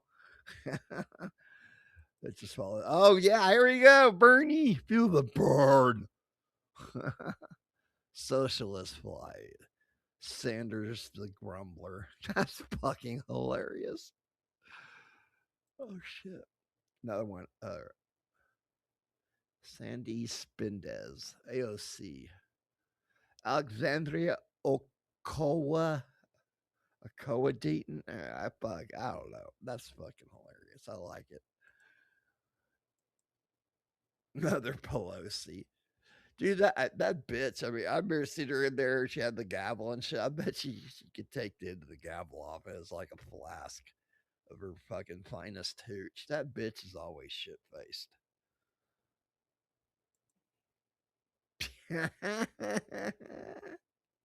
Sucky. Joe Biden's sleepy. Joe Blow. Magazine wasters. Dude. I'll say some fucked up shit about that crazy bitch. I don't give a fuck. But what's what y'all see posts about her bashing the hell out of her, and I'll jump in and hit them with this shit. It just makes it that much funnier. I'm like, dude, fucking leave that woman alone. She's been through a lot. It was a fucking rough fucking boat ride to America. Oh shit. You know how she got to be in Washington, don't you? I think it's the Underground Railroad. God damn, why is she like pushing 90? God, I hate that nasty bitch. That's the gaming thing I've been doing. So, boom, boom. I'm having a good time. I hope you are too. What can we do now? Man, I wish my buddy would have got on here. So, I've been talking to somebody else too about coming on. I think it'd be fun. Sure as hell don't want to do more fucking panel shows for a while. Oh, fuck. So, let me load up some shit for cart. We'll get rid. Oh, I can do that while we watch this. Pretty sure you'll love this, Tiff. He's done a whole series of this shit.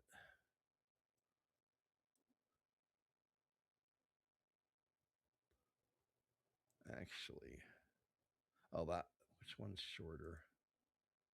15 demons are showing, or true story, the Ouija board. Which one of those sounds better? Ouija board, which is 22 minutes. I'll speed it up though. Demons are showmen. Count 1 month ago. Exorcist priest exposes creepy occult rituals. Which one sounds better? Let me know. It's all on you, Tiff. We're going to check out freaky fucky shit again here.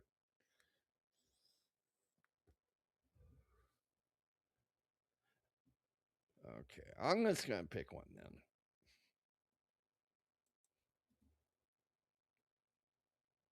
Well, while this is going, get ready for a cargasm. The latest Olympics opening ceremony, this big pentagram in the middle of it. Did you ever see the ceremony for the opening of the tunnel in Switzerland? It was a full-blown ritual to Baphomet. How many people do you think are doing this? We saw the P. Diddy stuff, the Epstein stuff is going crazy. It has been going crazy for years. You think pedophilia will become normalized? When we're talking about the occult and satanic rituals and worshiping, and are these people, are they possessed? Are they hoping to be possessed? They want to be possessed? Are they inviting demons into their soul, into their mind, into their body?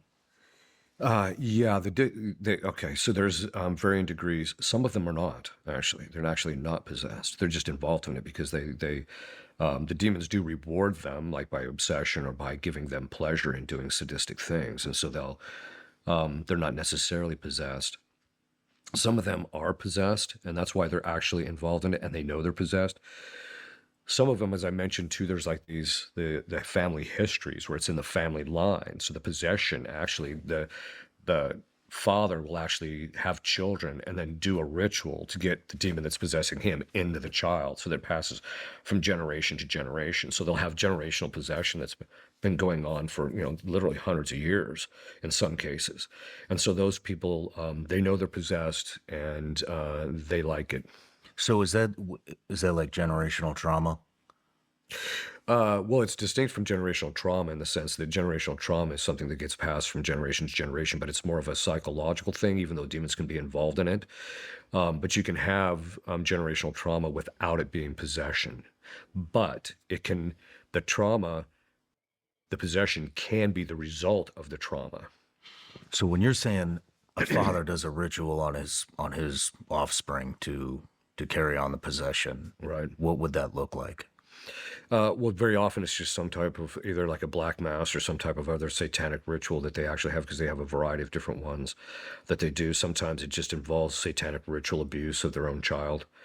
They'll abuse the child sexually or some other fashion. So you'll see that they'll do specific things to rituals that are somewhat designed for them. But it's usually some type of black mass or satanic ritual abuse that occurs. Did you say black mask? Black mass. Black mass. Black mass. And so if it's sexual in nature or something horrific like that, I would imagine that creates a hatred between the father and the son, or the father and the daughter. Yes, it does, Junior. Yeah. And so how would that get carried on? Do they teach them later in life, this is what you have to do to your kids? How does it get paid forward? Oh yeah, they do. Just as you would teach your kids about Christ and give them catechesis about this is how I'm you're. so sorry, You know, Tim. this is what we believe about Christ. We'll This is do- how you behave. we'll They do do the it, same thing, except in next relationship show, to their occult practices and Satan. So they do the same thing. Why would that person want to carry it forward, though? Because of the fact that usually during that process, they'll teach them rituals which empower them in relationship to other people or other things, or especially with the boys, not so much with the girls. Very often, what will happen is that they'll teach the boys how to engage in satanic ritual abuse, which is sexual in nature, and the boys physically enjoy it, and so they'll have that motivation. So there can be natural motivations. Two, once the possession occurs, the demons will drive the person to want to know more about it. Okay. And then the last one, subjugation. So subjugation is when people make a pact with the devil, which, if I remember right, when Dana said, demons can't make a pact, technically speaking. A pact is a contract. In order to validly enter into a contract, you have to be able to have assurance that the other person, that both parties can fulfill the terms of the contract. Well, demons can't guarantee that they can actually give you the terms of the contract because of the fact that even though we can do something sinful and that opens the door, only God, Christ, is the one who determines whether they can step across the threshold. And the way we know this is actually, again, going back to that where the demoniac has legion and they ask to go into the pigs. The demons know Christ, because Christ himself said, all authority has been given to me on heaven and earth, right? They know that they can't do anything without his permission. And that's why the demons approach him and say, let us go into the pigs. Because if they could do whatever they wanted, they would have just went into the pigs. They wouldn't even have asked him. But they didn't. They knew that he determines anything that they can do. Their spiritual warfare, the battle, the complexion of spiritual warfare is entirely determined by Christ. How much, who can possess somebody, the degree of the possession, what kinds of manifestations they can do, all those things, Christ completely determines. Even in relationship to ourselves, the types of temptations that we undergo and that type of thing, Christ is the one who determines what the temptation can be, the degree of the temptation, how long it's going to go on, etc. So they can't step across the threshold unless he gives them permission. It's the same. So in a pact with the devil, they know that they don't know if Christ is going to give them permission. Now, sometimes he does give them permission to fulfill the terms of the contract. Sometimes he doesn't. And so one case I had, the guy's got a lot possessor of was the videos noonday out, this devil, which is priest. mentioned in Psalm 91. So that you have this guy was possessing this particular person. And so at a certain point, I asked the guy, well, how did you, what was how do you think you became possessed? He said, oh, I made a pact with the devil. I said, well, what was promised you? He said, money and fame. And I said, well, did you get it? No. I said, well, that's because they can't necessarily give it to you. Whereas other people have made pacts with the devil and have become famous and have become rich, etc. And so that subjugation, though, is when the person enters into a pact with the devil, and in order to end the subjugation, not the effects of the subjugation, but the subjugation itself, they just have to renounce the pact. But the effects can continue because you can have people who renounce the pact, but then the effects of the pact continue. So the possession continues, or the diabolic influence in their family continue. This is the thing that we tend to see quite a bit in relationship to the Freemasonic curse. They'll move up the ranks of Freemasonry, but the effects, even after they leave Freemasonry and renounce it, the effects, unless they do it in a very structured way, which will break the effects, the children and very often the wife and stuff will start to still suffer those effects. Wow. This is the stuff that I really want to talk to you about. The voluntarily making a pact with the devil. These contracts. I mean, how does it happen? Where's the approach? Is it in your mind? Is it from somebody in the occult? How does this happen? The way it normally happens with most people is that they'll hear about it, that certain people gained fame and power as a result, or wealth as a result of being involved in the occult. And so if they make a pact with the devil, the demons can actually provide these particular things. And so they'll actually just, they might do a little bit of research on the internet or something like that, but they'll actually just, pronounce that I make a pact with the devil for X in relationship to, so that, X and I get Y. Okay. Now, that's kind of one of the lower level kinds of things. Sometimes the demons will suggest it to the person, once you make a pact with the devil, so that, because they can tempt people in relationship to that. That's going from partial possession to full possession. There's always a pact that's made. So the demons are always going to be the ones that suggest that. There are historical cases where the demons will actually even appear if the person's particularly bad, or if they really want this person and they've been working on him for a while to gain some type of psychological compatibility with the demons with the person. The demons themselves will actually appear to the person and suggest the pact. One case I actually dealt with, a woman basically made a pact with the devil, and he showed up to fulfill his side of the pact. There are also instances, very rare historically, where the demons will actually appear with a handwritten note in the person's own blood. And then, because they can sometimes extract a person's blood from them in a variety of different accidents and things like that, or they'll just tell the person, here, sign this with your own blood, and the person actually does it, and then the contract disappears. There's actually a ritual which is designed to force the demon to return the contract so that it can be destroyed. Because as long as the contract is in existence, the effects will continue. Wow. So these are conversations that could be inside of your head. These are conversations that could literally be right in front of you. That's right. And you're fully aware of what's happening. This isn't deception. This is you do X for Y. Y. Yeah. The reason they know is because they know the pact isn't binding legally in some fashion, even though technically speaking it's against the natural law, so it doesn't have any binding force. But they know it doesn't bind a person unless the person voluntarily knows what's going on and actually says yes. If they're ignorant about it in any degree whatsoever, the pact isn't fully binding. And so that's why they'll spend a lot of time massaging the person psychologically in their sin and in a variety of other ways to get them to the point where they're be open to, that's that psychological compatibility, open to the pact. They'll work on the person first before they do that. How many people do you think are doing this? I mean, we saw the P. Diddy stuff, the Epstein stuff is going crazy. It has been going crazy for years. I mean, you see politicians just consistently lying, like knowingly lying. Not, I couldn't accomplish that. And it's a straight up fucking lie. Yeah, I'm astounded, frankly, that they can just look straight in your eye and just tell you something that's completely false, and they don't bat about nothing. Wow. And for all intents and purposes, you look like they look like they're convinced of it. As far as I think in some of the upper levels, I think there's a fair number of people that are doing that. Percentage-wise, I would have no idea, but it's drastically on the rise. That's the thing that we've noticed, because when I first started doing this work 18 years ago, the number of people that had been involved in that was there was not a whole lot of people that were involved in that. But as time goes on, we're seeing more and more of that, where we're having to clean people up because of those kinds of things that are happening. And the occult activity among the youth, especially those under the age of 25, is drastically on the rise. And so I think we're seeing much more of that type of thing happen. What do you think about the stuff with for example, the latest Olympics opening ceremony, this big pentagram in the middle of it, or the one prior to that, also the Winter Olympics, the mockery of the Last Supper? I mean, right. What is this? What is this? Well, did you ever see the ceremony for the opening of the tunnel in Switzerland?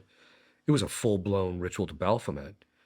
So I think that's just part of the What tunnel in Switzerland? There's a tunnel that they cut. I think it was like a 23-mile long tunnel that they cut.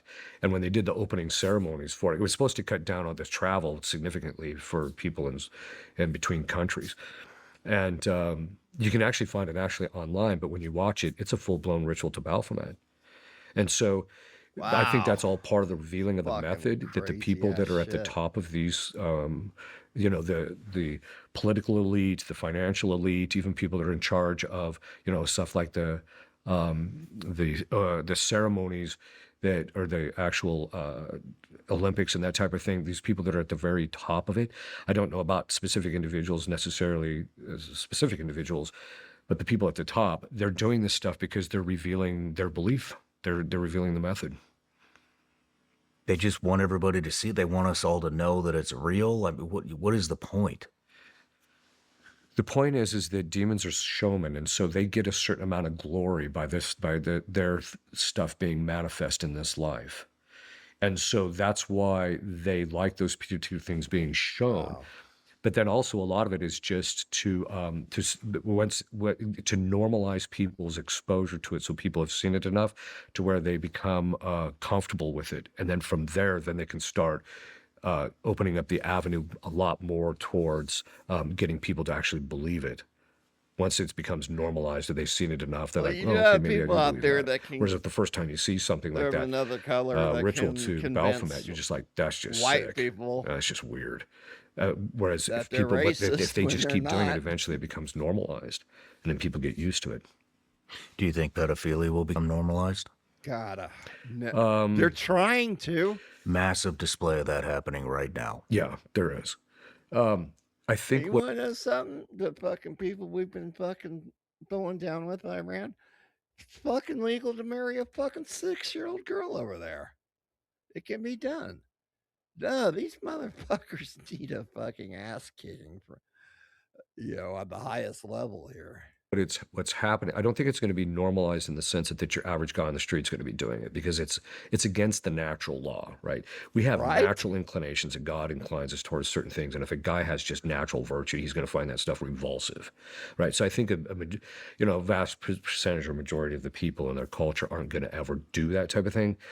But I can see it getting to the point where, especially if they start the psychological approach, which is, what they're trying to do now, they're trying to remove pedophilia from the DSM, so that because once it's removed from the DSM, then you can decriminalize it, and then you can go from there, which is actually what they did with homosexuality. And so they want to do that. And so eventually I could see it getting to the point where people just think, yeah, that's normal. That's what Joe does, or whatever the case is, rather than, I like this, but he likes that. I can see it becoming normalized in that fashion if they keep maintaining it.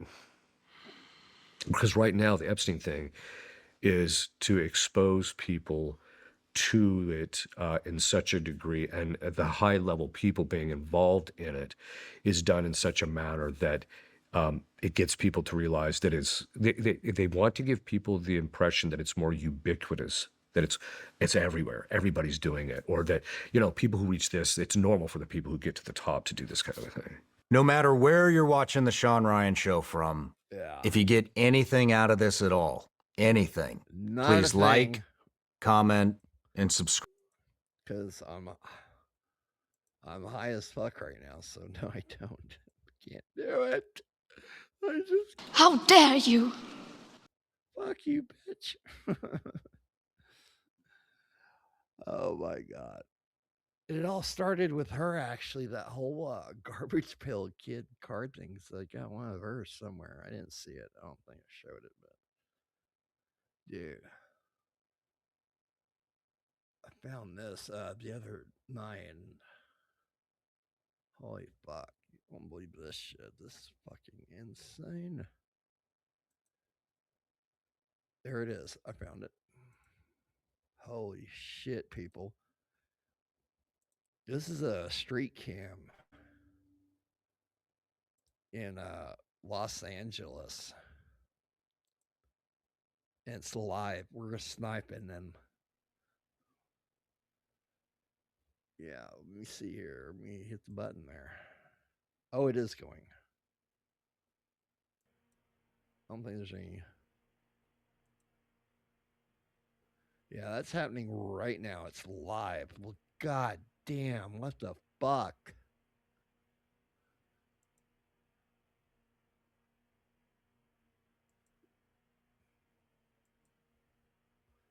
Shit. You know, you'll see it on some news outlets, but on others, you'll see that, oh, everything is so wonderful here. No, it's not. Jesus H. Christ.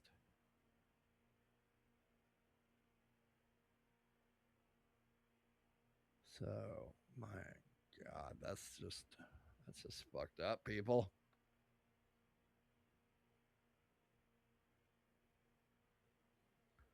Wow. Man, fuck that shit. That's fucking crazy. So, I figure what I want. Yeah, I want to do other shit tomorrow too when I do that May the 4th stream. I can't help it. I'm a fucking Star Wars nerd. I don't give a fuck. Yeah, I remember back then, when it came out, you don't know what you go to the movies to see. You don't know what you're getting ready to go see. It's like, that's how it was back then. Because, I mean, people back then, we had imaginations and shit. Instead of being stuck on a fucking device all the time now. What cracks it was when they tried to advertise it to people. Hey, I can watch Netflix on my phone. Why in the fuck would I want to watch Netflix on my fucking phone? No. Dude, if God was born, you'd go blind real quick, wouldn't you? Holy shit. So, anyway. What? So, I mean, back then, with the whole imagination thing, I was like 4 or 5 years old. I think it already came out too, I think. I'm not quite sure. Because when it came out, they ran it for a long fucking time. Because people, somebody had some world record on it too, is the many times that they went and saw it. I want to say like 60 something, but I think that number's higher than that. But anyway, 4 or 5-year-old kid and you're getting ready to get your ass blown away. Went to a drive-in theater. I'm like 4 or 5 years old, and it's a double feature. And the first one was fucking awesome. It was that Buck Rogers movie in the 20th or 25th century, whatever the fuck, I don't remember. And that was a fucking cool movie. But you gotta remember, we're at a drive-in movie theater, so it doesn't start till it's already dark. I'm 4 or 5 years old, and it's over with. I want to go home. Fuck this shit. Tired. I want to go home. Fuck it then. I'm going to get in the back seat. I'm going to go to sleep. As soon as I go do that, you hear that fucking London Philharmonic Orchestra. And then you're like, your eyes get this fucking big around. Man, got home that night. I was fucking wired as fuck, man. Bouncing off the fucking walls and shit. But that was a different generation. This is awesome back then. It really was. So, we're going to start with. Oh, what the fuck is this? Oh my God. Why does this shit pop up on my show? Holy shit. Oh my God. This is like finding that Juggalette picture that I found on fucking Twitter today. Oh my God.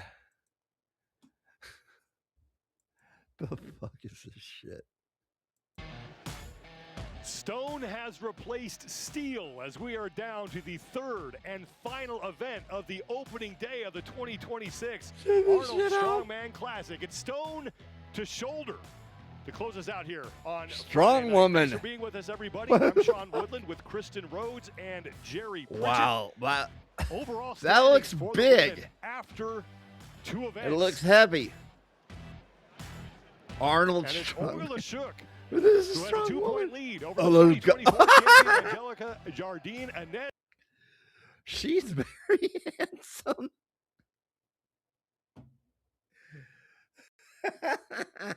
Olga.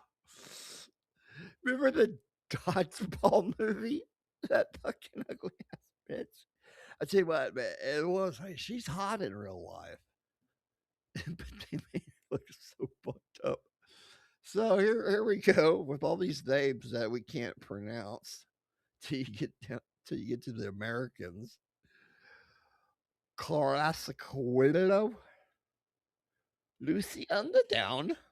Oh my god, we're gonna be getting into these fucking bitches. Holy shit. Carrasquillo moves herself up the overall standings and is only 3 points back of LaShawn. Dudes don't And this fuck is her, exactly she what we expected. These fucks three would them. be top 3 after the first 2 events. Oh my god. Inez is moving her way up. She's definitely had to earn some points back after that first event, and she's now up in 3rd place. Is that the rock that was laying there? Oh no, wait, that's her face. Work to do. Still 3 points off. Jesus Christ, man, she's because Olga is looking big. really strong. So is a pick on it is really important. You know, to have a good solid pick, to get it in the lap, to get it in comfortable position, you can start that roll up to the chest and the shoulder. If you fumble with it too much on the ground trying to get that first pick, it just wears you out. And you've been over too long, and it's. And this is tough because it's not a round stone. Yeah. You know, and having a square stone and having to inch that thing up to your shoulder, it's a little bit different. It's a little different. 260 pounds of granite, it's not as forgiving. Would you hit it? Yeah. Stone landed on your shoulder. Jackie Oskova. How do you say that? I don't speak Canadian. Here comes Jackie Oshevsky. 260 Oh, those pounds, socks. 118 kilos. Got to get that stone to the shoulder. Now, there are some tie breaks that do come into play here. And we'll talk about those as we move through the competition. Jeez. Now, last time they had this event, only 2 women got it, I believe. Yeah. Isn't that camel toe? Nice. There we go. Transition of the There we shoulder. go. One good rep. Wow. That's good. That's a great start. You can do it. She's Canadian. Suck it in. Second attempt in this 2-minute window. Damn. See, she gets in a good position on the lap. She's got to get a good hold on it here to start that transition to the chest. And don't they have to do it 3 times? Oh. And that's where we talked about it's not very forgiving. You can't squeeze anything. As Sean was getting to, there's going to Wow. be separators. I wonder if she from can do it getting to again. lap to where she just got it to her chest and the shoulder. So if we have, 2 or 3, half the field shoulder it, then we'll divide them up on how high they got it on the other attempts. So they get, like, for the lap, to the chest, to the shoulder, if it's a tie, they'll get a Come split. on, you can do it. Points for different stages. A little bit different. This is for the Golden Strap-on Award. Years ago, when we first had the tombstone, years ago, we did that. Okay. She couldn't do it. I don't know Damn it. in other years if they carried it on, but years ago when we first brought the tombstone, Bill. we had that. Yeah, and Blame essentially what this is Canada. doing is rewarding effort. That's a dry rock. You are encouraged to use your entire 2 minutes. Yeah. Nuh-uh. No. Well, and because they're so difficult to get them to your shoulder. Yeah, so that way she's you out. get something out of it, and dividing those ties. If nobody gets it to their shoulder, well, at least there's something you can lap it. You can get it to your chest. Go back and meet your Divide it. Canadian separation, bacon. like you Oh, said. Sheffield gets 1 good rep, and she got it to her chest twice. Oscar Good start. Wawinski. Yeah. Very good start for her. Yeah. Oh, big guy and a This is little her guy. first time here. Yeah, First you time fucking do it, seeing this asshole. stone. Oh, And how fuck. much here does being a tall athlete with long arms help on something like this? I think the long All right, arms let's get to definitely the help. You next get a hold of that stone and get around freaking that nature. stone. You're on different sides. Yeah, that was great. You got it as close as I've ever seen it. Oh, there's Mark Henry, the former wrestler, Please explain your position. record-holding weightlifter, or was it? No, it was Olympic So, like, gold, I think. Can't Trying to remember. push it across, to be honest, I was trying not to faint the whole time. He's in wrestling. He's tagged that as last world's one, strongest I don't know wrestler what I did. or strongest Well, man. persistence pays. You did a good job. He had some. He broke Guys, some let's hear record. it for Katie, please. Damn. A great effort from the rookie. who got it on her fourth and final attempt. And you look at that, Stone, and you wouldn't think I'd be afraid if we cuddled at night, It's a tough event. she would crush me. It's so unforgiving versus a bag. Because you could get the bag to your It'd chest. be a and cuddling kinda pop it accident or a and let it kinda cuddling land on death. your shoulder. Where it Fatality. molds to your body, where this, there's no give. Well, that you don't want to pop it where it lands on your shoulder. It's going to hurt you. Right. You know, so you really got to get Melissa it Peacock twist from it on your Canada. shoulder. Now keep this in mind as you look at the score ribbon on the left side of the screen. Both Olszewski and Blunden are credited with 1 rep. But the tiebreak is going to Blunden right now because she has 3 attempts to her chest as opposed to Olszewski's 2. Oh, come on. Now here's a difference. Damn. technique we've seen with the other 2 athletes, where she's got it in the lap long ways here. To try to Trying go to throw straight it up. There we on go. your shoulder. There you go. Woohoo! Come on, show some camel toe, damn it, or some moose knuckle. These girls have Fuck definitely yeah. been playing it, you know. It's going to have to be a closed casket, too, because they won't be able to get the smile off That my thing weighs face. 260 pounds, 118 kilos. Peacock going for her second. Just good like rep that here. picture of us with my tongue out. Mel Peacock is in the lead. If I was the athlete sitting in the back, and I had planned on doing this thing, I might Wow, I have bet switched you it. nobody Go, 'cause fucks this with looks her pretty at the good. bar. Give her more leverage off of her lap to hold it long ways like that. Well, she Then avoids again, that, nobody where fucks they with her, have to go period. She up, fucks them. You know, kind of horizontal with their chest and having to twist it onto their shoulder. Where she's going up vertical, where she can just go straight to the shoulder. And it's saving that step of having to stop at the chest Wow. and spin where was hurting Kate so bad. 2 good reps so far from Mel 260 'Cause you gotta pounds. figure, once this thing starts, right, it's time under tension. And especially once it gets on your torso. That's Damn. When she was on her shoulder, she was getting dizzy. Yep. They're trying to get that thing situated on her lap. And now she's got to flop it. She didn't get the pick like she had the other 2. Still fighting it with less than 30 to go in the window. You can hook it on the belt. There we go. She's got it up.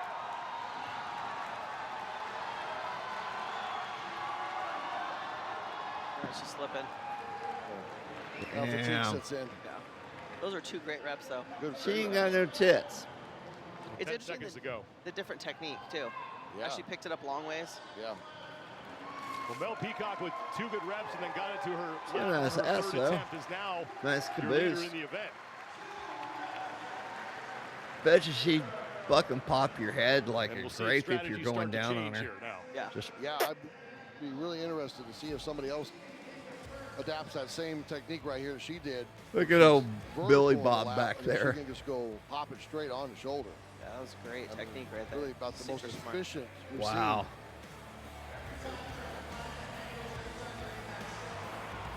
Now what we got? The hell's this Impressive work about of her, art? she took the Husavell stone a full lap. I know, very impressive. No way, that's a dude. She's definitely, stones are definitely her thing. There we go.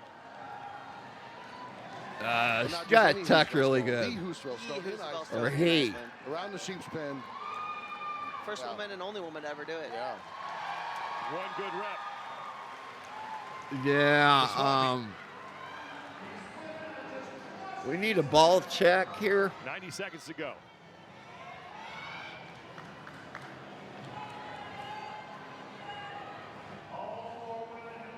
Yeah, she went and got married in Iceland and decided, I'll just do the Husavell one here.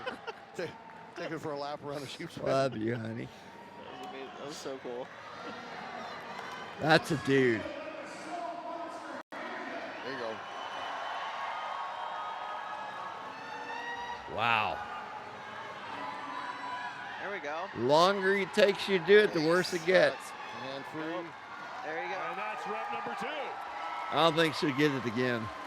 Now, Or he. She can at least get it to her chest. That'll separate her from Mel. Correct. Because Mel just got to her lap.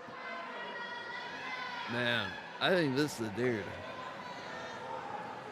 Well, and this is where, as an athlete, when you're back there, you're watching to see who's. Put her in the lead. And now her shoulder. Wow, will be come huge. on, do it. Come on, Hannah. Pop it up. There we go. America. One more Fuck pop. yeah. She's running out of time, but that Oh. gets to the chest, and that will be enough, Good. as you mentioned, Jerry, to separate her from Mel Peacock. Yeah. That's going to Peacock. be, those are going to be tough numbers. Because It's a funny you start running sounding out of word, time and you peacock. just get fatigued here. Jesus Christ, I'm tired. And that's just, it's a lot because there's no give in that stone. Well, not only is it just taxing lifting the stone anyways, and when you're popping it and it's hitting you in the chest and the shoulder and knocking the air out of you, it's just wearing you out. Well, and that's what I mean by with the sandbag, it's not quite as tense on your body as this is, exactly. Yeah. And now you got a solid 260 pounds hitting you each time. But here, every time she pops it. Just slamming into her chest. Yeah, yep, right there. Boom.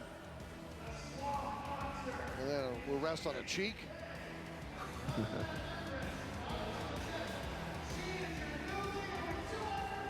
Yeah.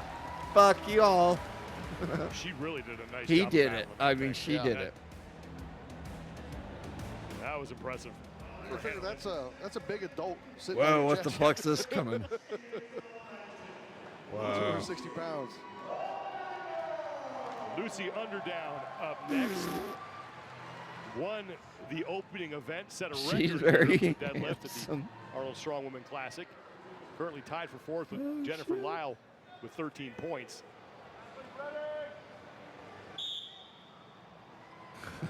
God. Why are anybody shits their pants doing this?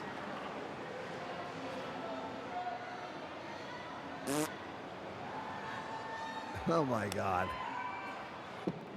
Now I'm kind of disappointed in this. I'd expect more camel toe and moose knuckle.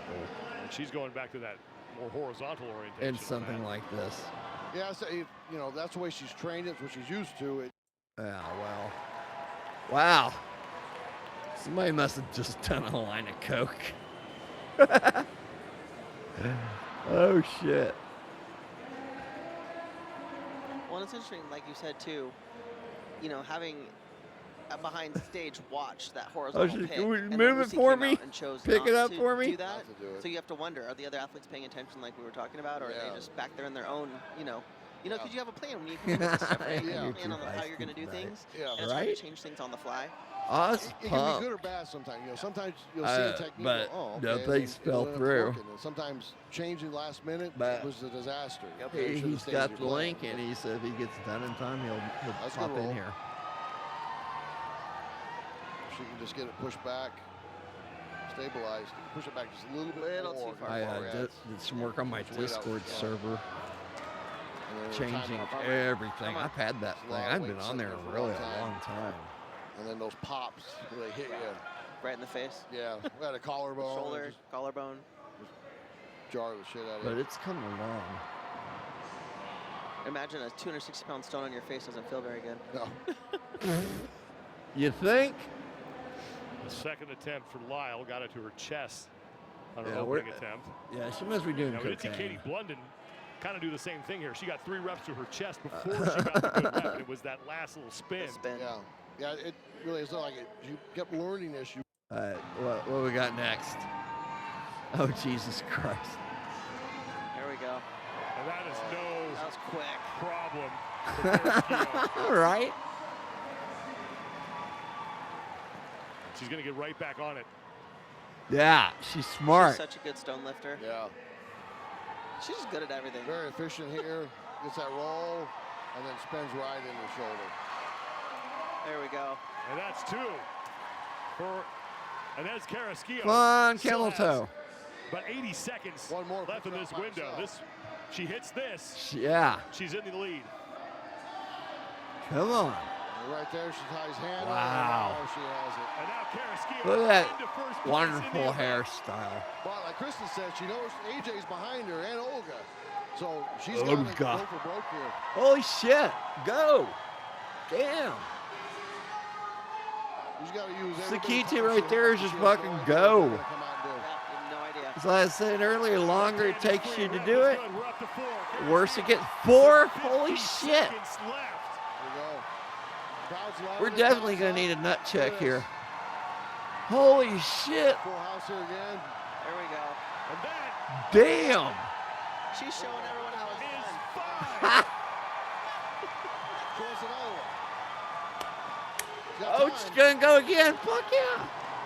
Come on. The crowd on their feet. Yeah, they're loving it. Holy Less fuck. than 30 seconds to go. Carrasquillo at 5 reps. 30 seconds. She's got 30 seconds. Man. There we go. Turn it, turn it. She just fucked all of them. Come on. Come on. This is probably going to be her last one. Her legs are shaking. Damn. Awesome. Great effort. She's like, this is how you do it. And if she this is big if she can just get it to her lap, which she does. A little bit of insurance for Kara. Holy fuck. Oh my God. Come on. She's out of time, but Oh. she got the lap, though. That was Fuck. so awesome. Good reps for Inez Ah. Carrasquillo. And had she had a few more seconds, we would have gotten 7. Yeah. It's And over most with, women struggle people. with was that transition from the chest to the shoulder. That is the most efficient. They we've want, I seen think so I far, saw one of her regardless balls the hanging technique. out.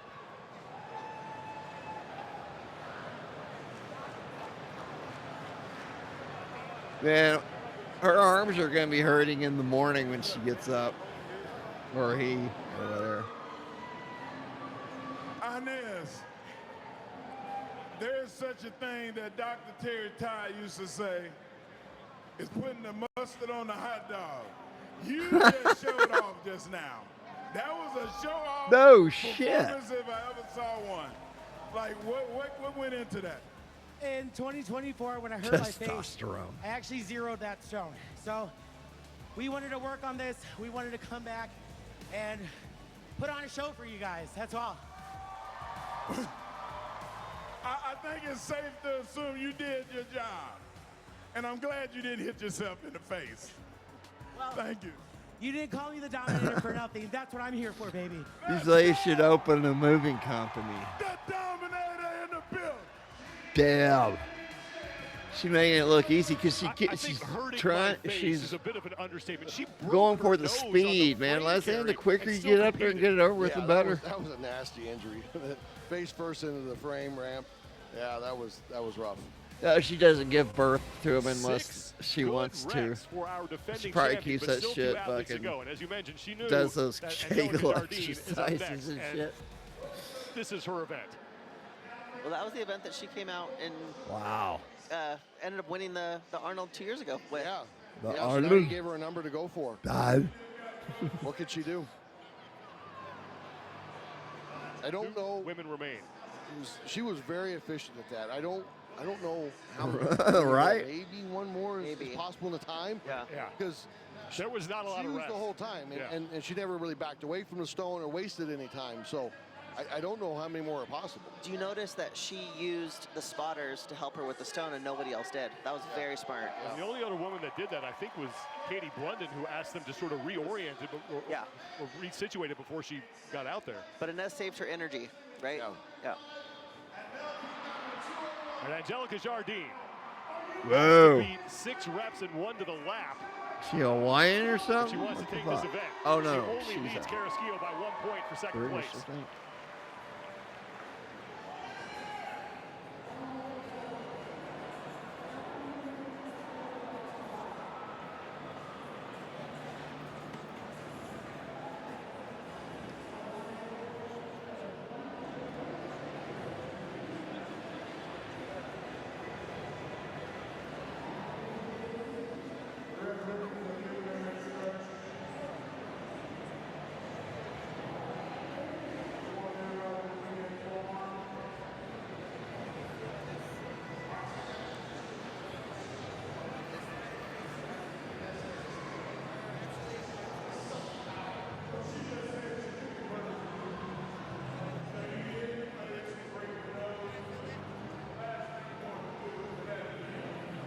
Jardine talking some things over with the judge here.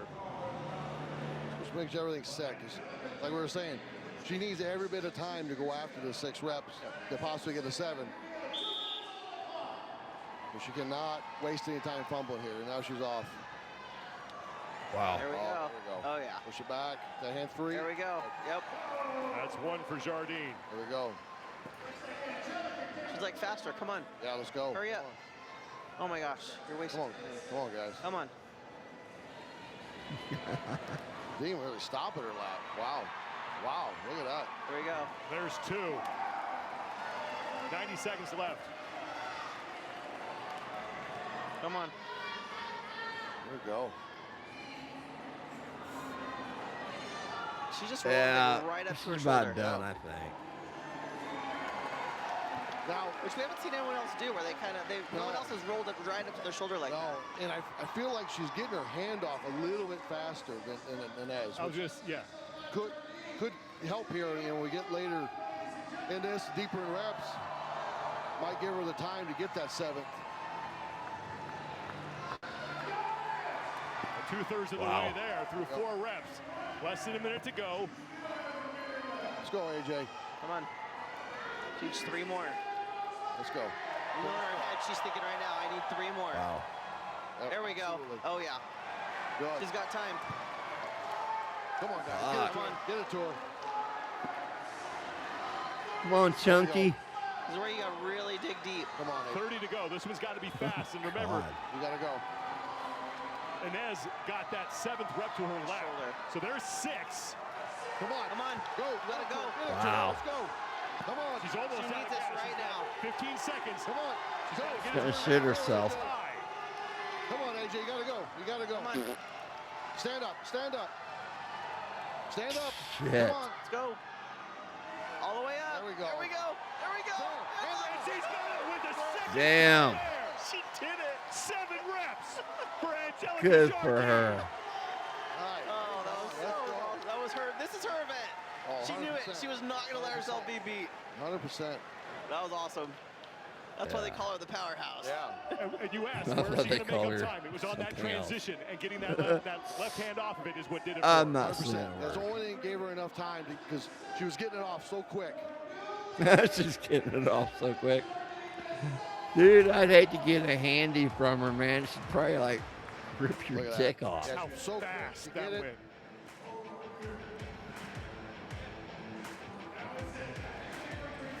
And watch from the side, she's really good at kind of getting that lean back to kind of create a shelf for that stone to sit really nice. So she can get that hand off. Like, look at this. Boom. I mean, she was right off. And then that roll, like Kristen was saying, that roll all the way up. She just like rolled it and it like twisted and rolled right up to her shoulder. Yeah, lets it kind of like spin on the way up. Keep the momentum going. Where a lot of athletes were stopping at the chest and having to like reposition it. And that transition is what did it for her, and she had a 2nd to spare. So good. She's like, yeah. And now Olga Lashuk, the overall leader, who has a 3-point lead over Carrasquillo, was only up on Jardine by 2 points coming into this event. The pressure is on her now. Yep.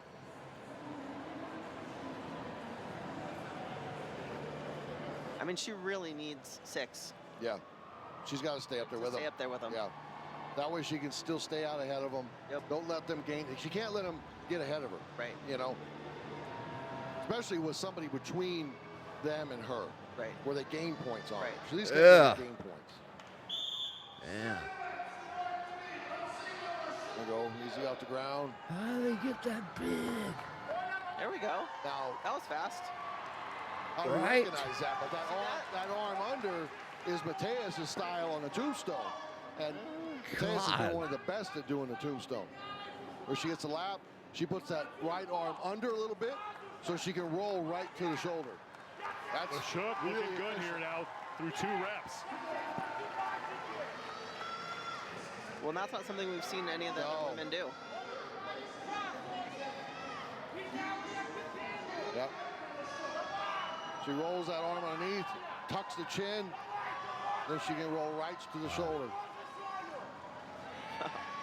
There we go. There's 3 for Lashuk. She's got lots of time. Not quite as quick at pulling the hand off as AJ, but still she gets to the shoulder very fast. Yeah, I'd be scared to have her grab my dick or something. Halfway there now. As far as the allotted time goes. There you go. 4 reps down. At least 2 more. Yeah, got at least 2. Oh, come on. I mean, even if she can get 2 and just stand up with that 7th one, Right. that puts her, separates her from Inez. Right.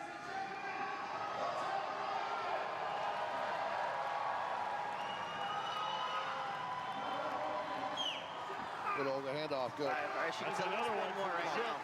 Let's go. Now running out of time. She's got 20 seconds left. Gotta go, gotta go. Gotta go. Come on. And this will likely be her last attempt. Yeah, it's gonna be out of time here. Gotta go, come on. You got to get this one. She's in third place as it is. There you go. And she's going to get 6. Wow. But Man. doesn't have time to try and break that tie with Carrasquillo. But Olga Lashuk takes third place in the event. Angelica Jardine's going to win. Shit. And absolutely, Cat. she is out of gas. Great effort. Great effort. What a battle for Olga Lashuk. And it's interesting, our top 3 all had different techniques, all of them. Yeah.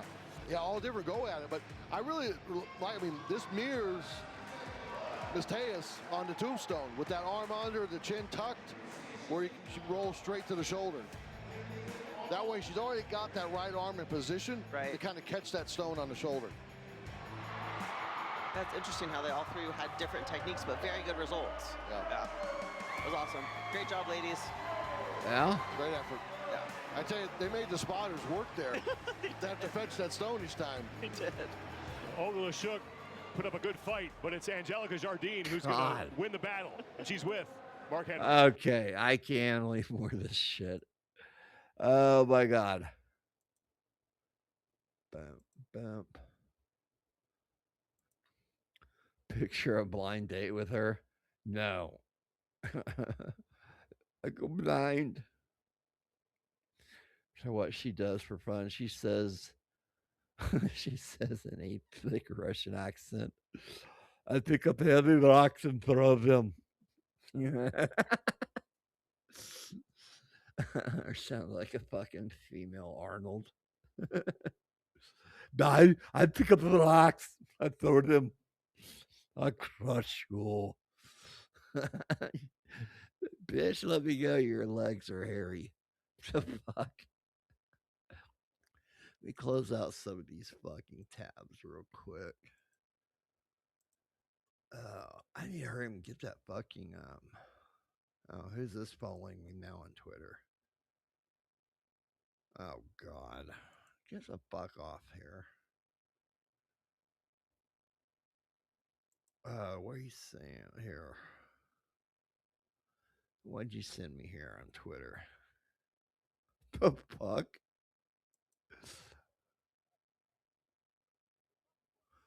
I've seen that somewhere. Oh, I can't. I wish I could play it, but I can't because of the music on there. Dude, I got a fucking copyright strike on my page like a long time ago of can't remember what I was doing. I might have been gaming or something. And a movie trailer, you couldn't even fucking I couldn't hear anything, hardly at all. And it was the new Beetlejuice movie. And there's a song on the trailer is Bee Gees. And they fucking, damn. They take their music pretty fucking serious, I guess, back in that day. So, what was I gonna do? Oh yeah, I don't know. Starting to look at cars and shit here in a minute. But let me see here.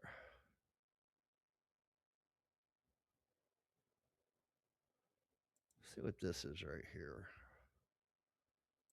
This should be fun, I hope. There we go. And it took me to the fucking wrong fucking tab, but hey, we're cool. Here we are.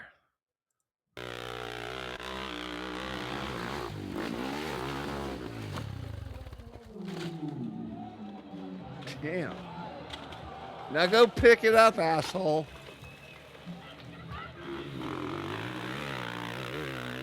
God.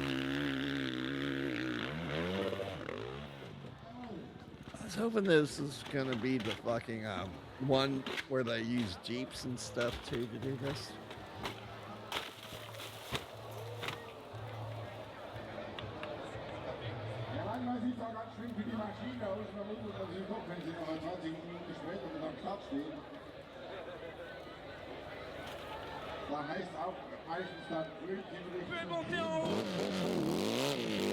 Yeah, where's the one with the buggy now?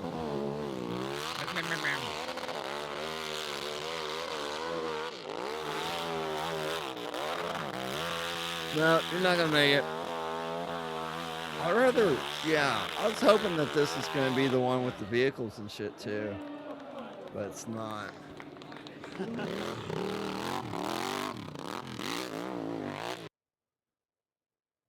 It isn't, man. This is another bus race. Oh, I've got that one somewhere on here already opened up, I think. Ah, there it is. There you go. Holy shit.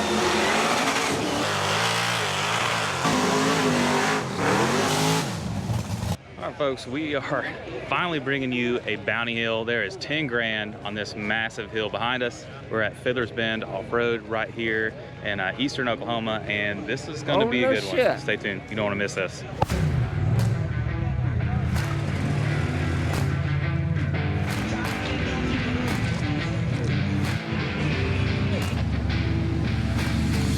All right, folks, let us know in the comments. Do you think it's doable, and who do you think is going to be the first one out top?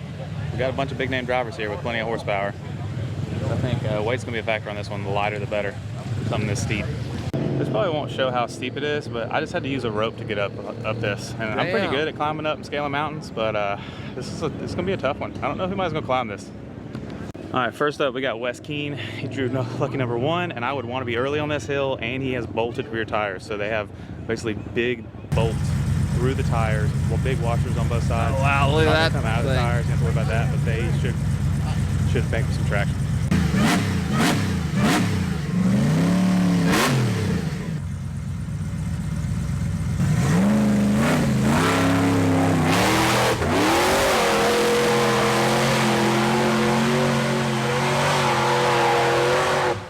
Yeah.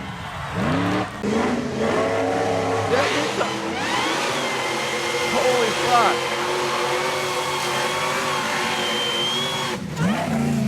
Wow. First one. Nice. Well, I've never been so wrong. Wes Keene just absolutely destroyed this hill like it wasn't even here. All right, so far Wes Keene's got the top time, first one up, just one-shot it. Probably could be done faster, but we'll see. This thing gets dug down with some different buggies. Oh, wow.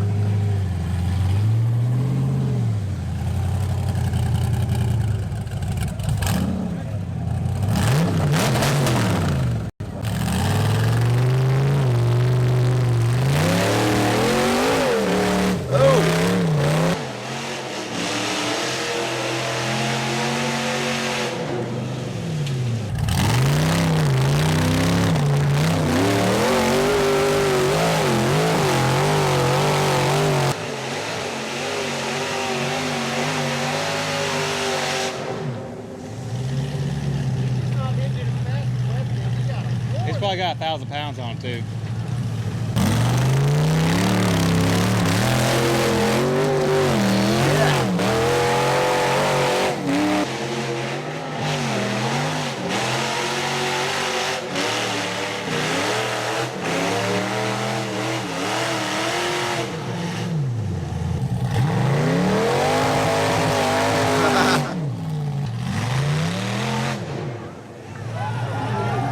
It gets harder and harder to get up there because the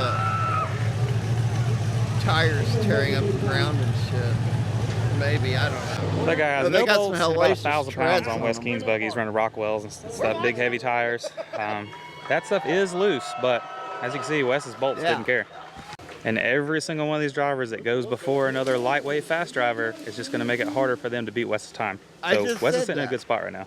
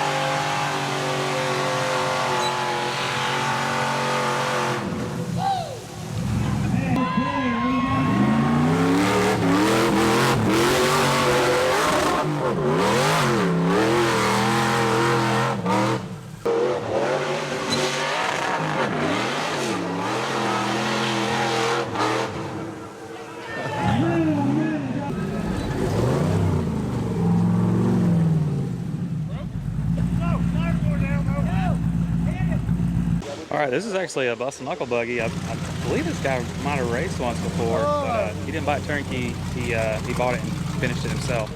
Pretty sick build. See if it makes it happen.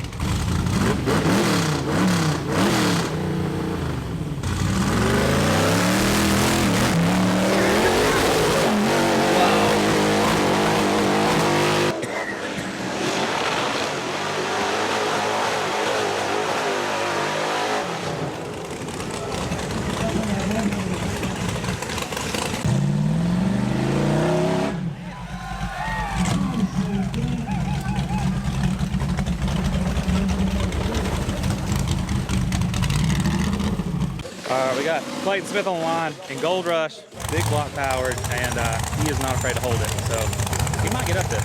I'm gonna be ready to run up here.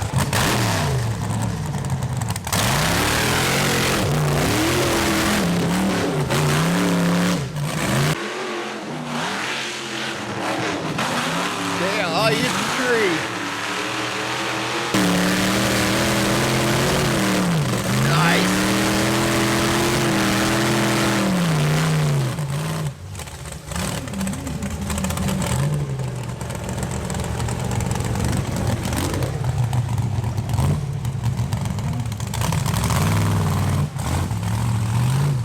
All right, next up, we got a rig, heavy rig called That's Right. Big tractor tires, big horsepower. He said he just turned it up. I think it's got a Pro Charger on it. It's rowdy. I don't know. He's either going to wheelie over backwards or he might climb this hill. We'll see. If not, he might ruin it for everybody else.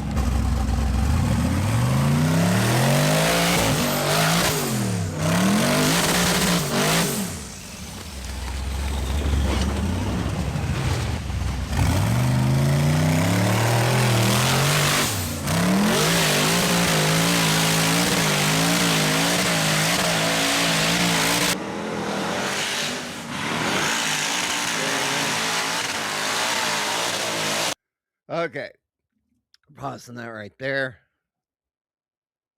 Actually, I'm gonna dump it. Starting to get in the mood. So it's time to take a bucking hit and get ready for it.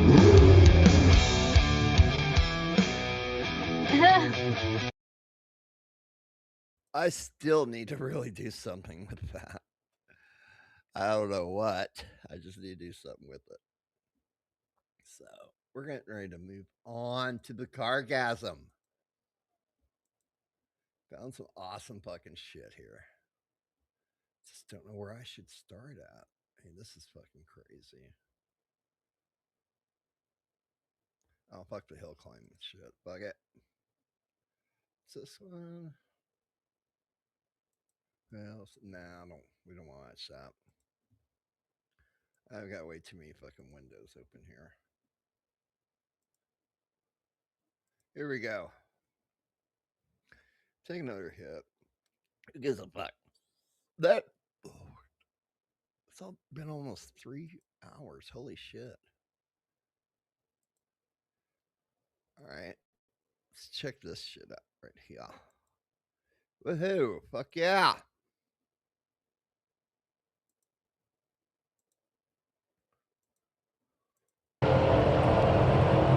New school versus old school.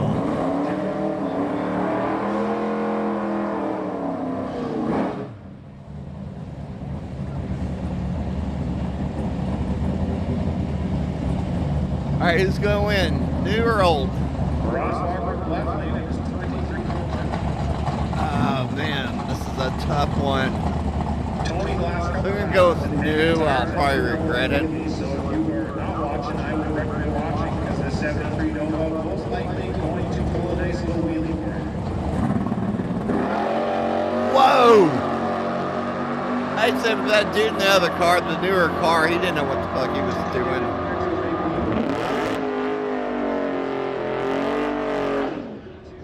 Yeah. Fuck you.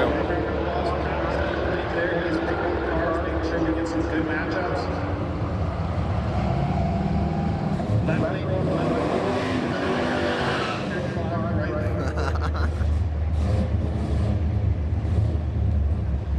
I love that fucking muscle car. Window up. I don't know if you can hear me. Yeah, you can. Hold the window up. Thank you.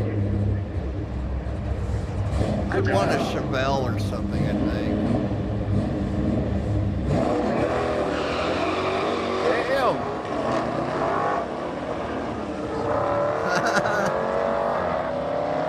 This school ain't looking so good here, people. Somebody that I do not have information for. Wow.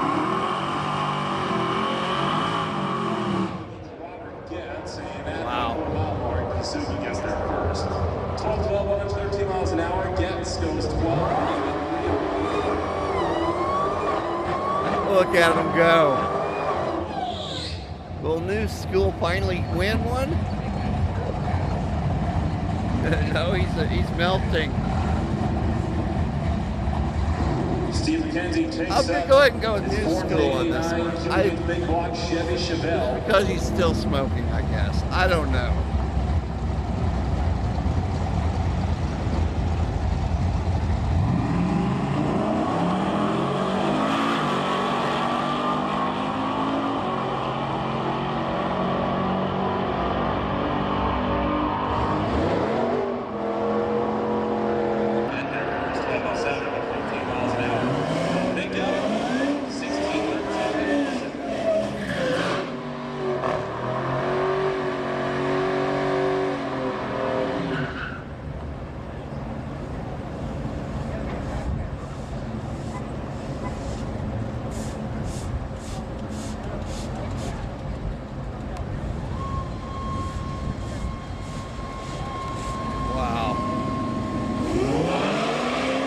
Fucking old school's whooping ass.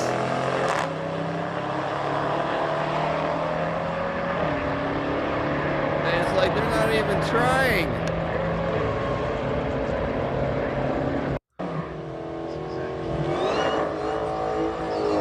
Yeah, I'm old school again.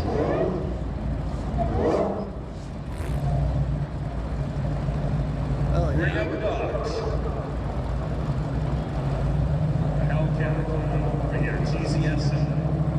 Oh, it's a Hellcat. Fuck. Wasn't thinking about that. This is gonna be a good one now. Hellcat. Oh! Oh! He's hanging and he's taking them. Holy shit. Damn! Wait! The Hellcat took off. Holy fuck. The Hellcat won. I think we've seen this before. Yeah. Fuck. Yeah, we've seen this before. Fuck this. But I got something better here.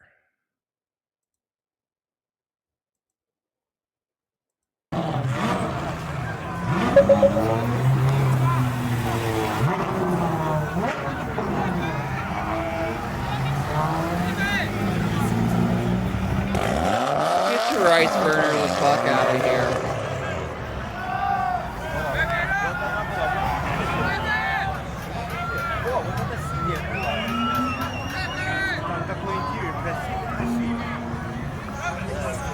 Oh, put your fucking camera away. Game. Nice.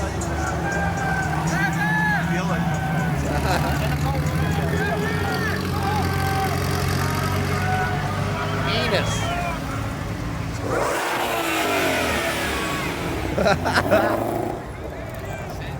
Yeah.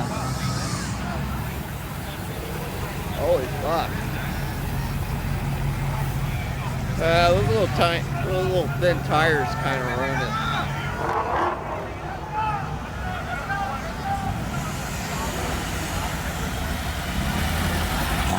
Right.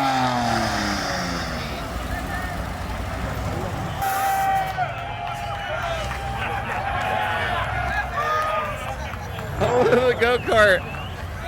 Rev it! Rev it!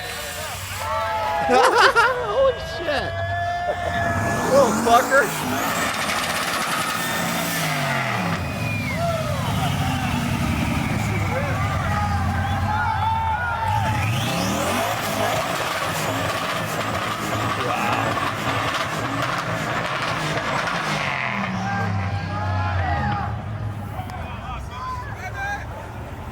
Corvette. Damn, look at that motherfucker. Oh, fuck you.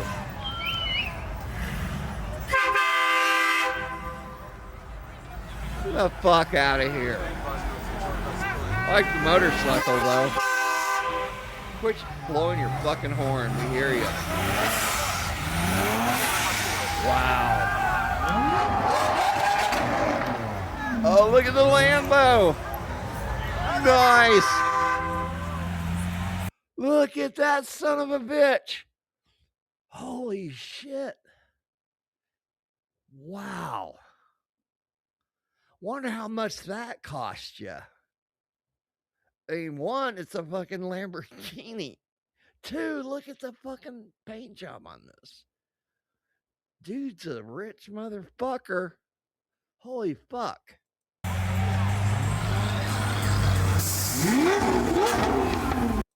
Let's watch that shit one come up there again. That's just fucking awesome.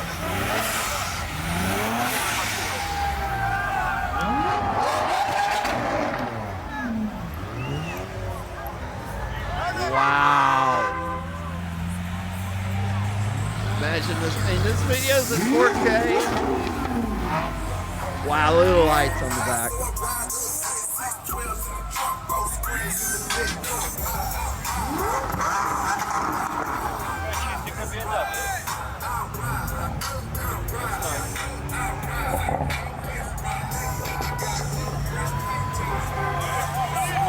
Oh wow, look at that fucker.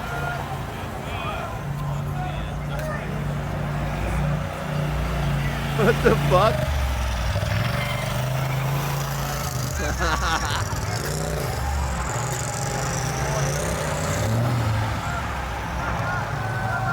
Dude, this channel, there's a lot of other car shows that they do. All sorts of different categories here.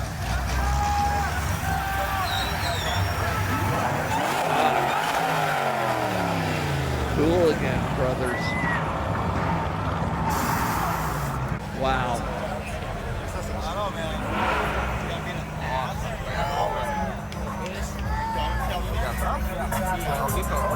Get the fuck out of here.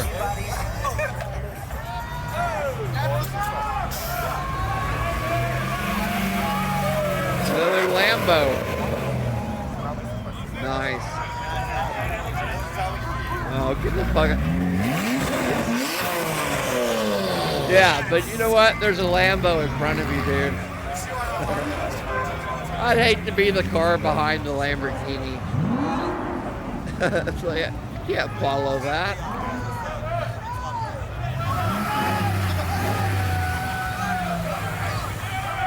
Wow.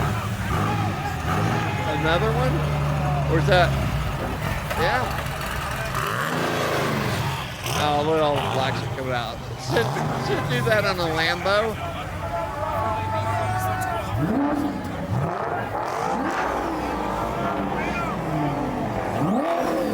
Nice. Let's see what else this guy's got. Like I said, they have a bunch of them. Whoops. What is this? Wildest custom car and truck rollout. Oh, that's somebody else.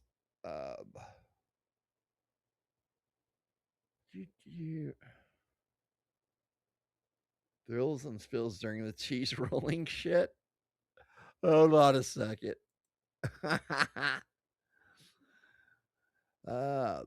Rat City Ruckus car show. Lifted trucks. And what else we got here from these guys?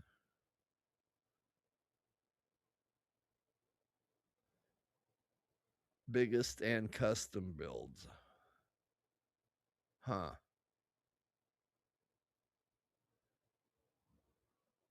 Let's look at this one.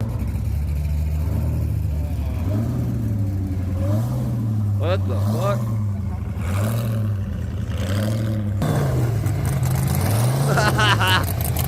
Damn. That's oh, here comes the station wagon. Which is probably so modded out, it's probably fast as fuck. Oh, what the hell? The rear steering shit. That was what was throwing me off on that fucking game I'll probably be playing later, that fucking monster truck game that I can't play where the fuck.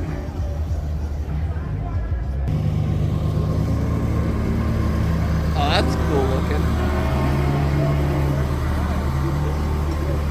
There's a mill.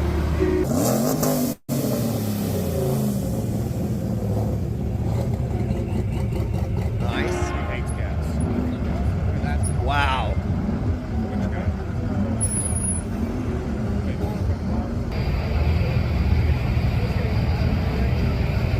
God damn.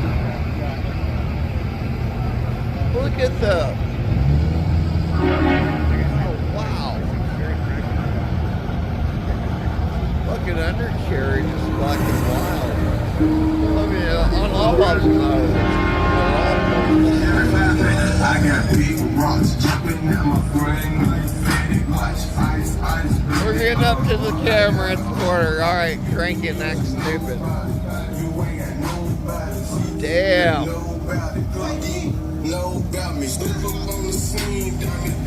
Wow, no cord there.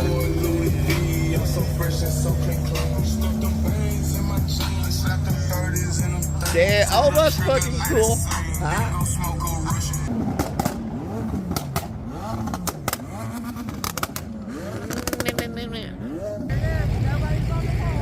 What the fuck? Really? Oh, there's whoa! Little fucker.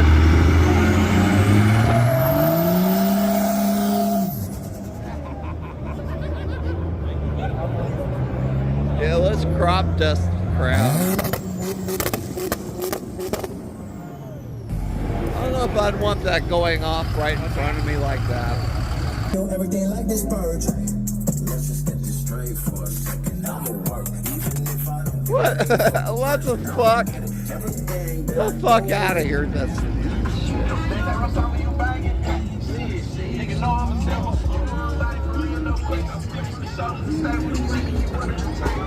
this is a trip.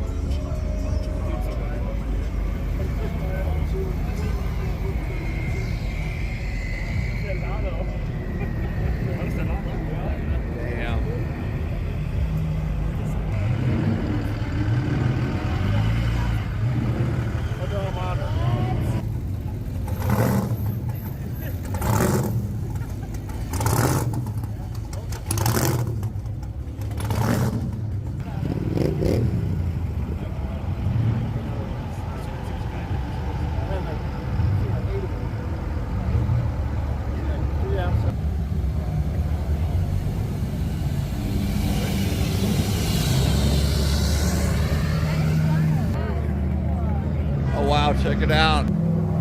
There's another Lamborghini. Oh wow, that's gorgeous. Your stupid cell phone stick back in the fucking car. That's why you have the stick, so you have to stick your arm out the fucking window and lose it. Like an idiot. I learned that watching G.I. Joe when I was a kid. Now you know.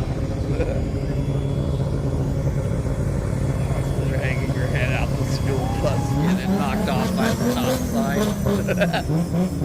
It's happened though. There are some stupid motherfuckers out there that, oh, check out the DeLorean.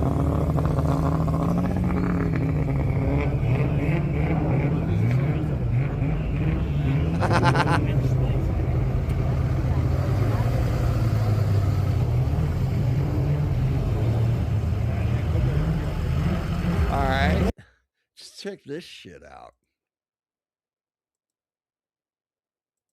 So, this is everything squeezed in here. Whoa, that is packed in there. Had you driven anything like this before you got this one? Yeah, I like to have weird.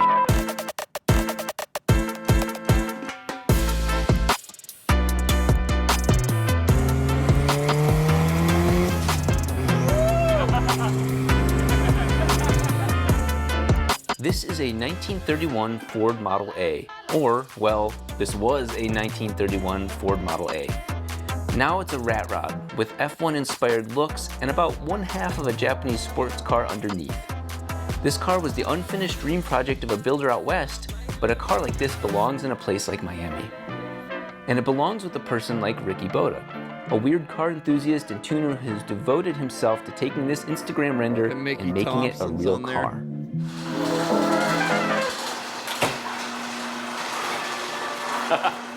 No way. What do you think, dude? I honestly thought, I've seen this on the internet, but I I bet thought you that he this was just one of smiles those like that, wild like renders. You know, those guys always make.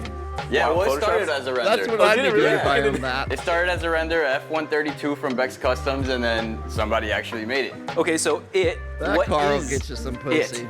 So it's a 1930 Ford Model A, just chopped and made crazy. That part. Not that part. All this is actually the original metal, so most importantly, has a transplant of a motor, right? So it has a S2000 motor. Really? Mm-hmm. And then S2000 transmission and drive? S2000 motor, transmission, rear end, subframe, rear brakes. So it's kind of JDM too. Yeah, it's an S2000-ish. Yeah. So pretty much the car was undrivable when I got it. Like, it looked cool and it came off the truck and I could drive it from the truck into the garage, but besides that, there was nothing else that I could do with it. Like, I could drive it around the block and then like get out of it and be like, I don't even want to see that thing again, you know? Yeah. So I had to make it good enough to where I could drive it around. So I had to pretty much go through the entire car, piece by piece, and you know everything it takes. Like with these cars, brakes, the clutch, everything. Go through the entire car and just kind of redo the entire project of what they had in mind. They had this vision, but I had to execute it. What is your dream to have it do? For it to drive Suck good my enough dick. where I can drive it almost every day. But yeah, I mean, the whole point is to just enjoy it, drive it, have a good time. You'll see, as soon as you get in it, you're gonna be smiling, you floor it, hear all the cool turbo noises. Not only turbo noises, but also like metal rubbing against metal and just like, Does it go pew pew? nothing's perfect. And it's part of the fun. It adds some character and it's really enjoyable. Oh, I love seeing suspension articulate like that. Wow. Fucking awesome. And then of course the e-brake doesn't work just because one of those things. That's so sick. So in the rear is just stock Right? S2000 suspension, slammed the whole way. Oh, no way. Yeah, and it still sits pretty high because of the tires. I mean, these are 31 inches tall, talking Jeep sizes. Yeah. By 16.5. Awesome. Oh, you have ABS, or you have the wheel Yeah, speed so sensors? it's got the wheel sensors, ABS, pretty much that whole entire rear end is stock S2000. All right, so Damn. here we go.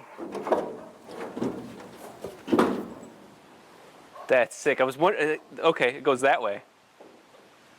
Yeah, and then it's just some metal rubbing against other metal, and it's kind of dirty there, but you know, super functional. It works. Yeah.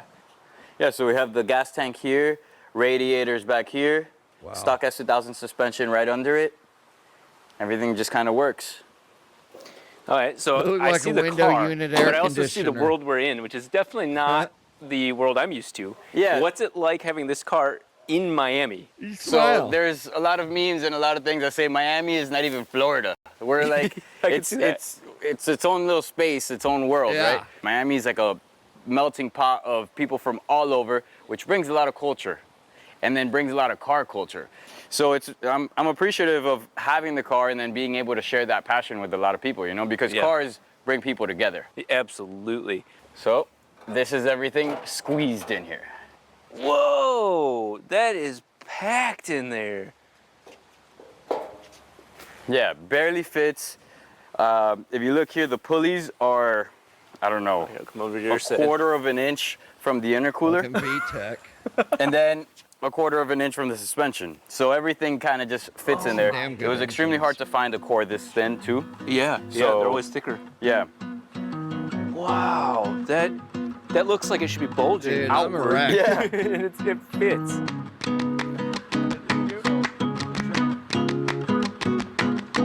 Had you driven anything like this before you got this one? Yeah, I like to have weird.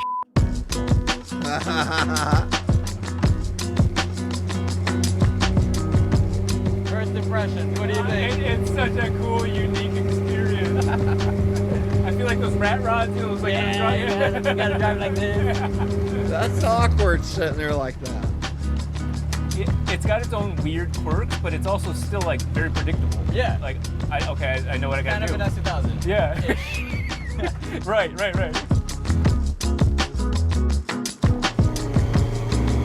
I thought there'd be way more wind like hitting my face. It's not terrible, right? It's not bad. I think if we wanted to, we could close it, you know? Yeah. Yeah, you can't be bored driving this thing. No, man, it's fun.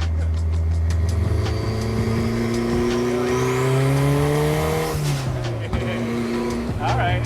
I can see where that's going.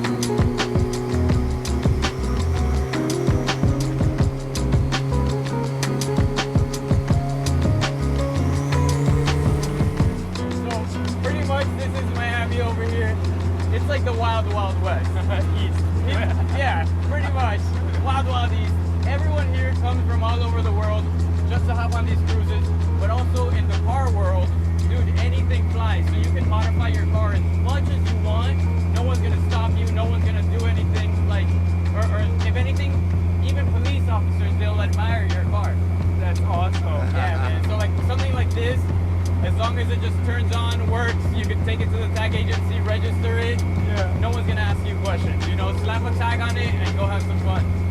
Fucking Well, there's some sick roads around Miami that, you know, like, are like known for like having some fun on. Curvy?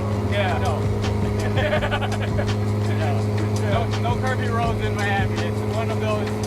That's the only downfall, or that something that Miami gets criticized for, is a lack of curvy roads. Yeah. All right. I'm blue this Hey, shit. bro.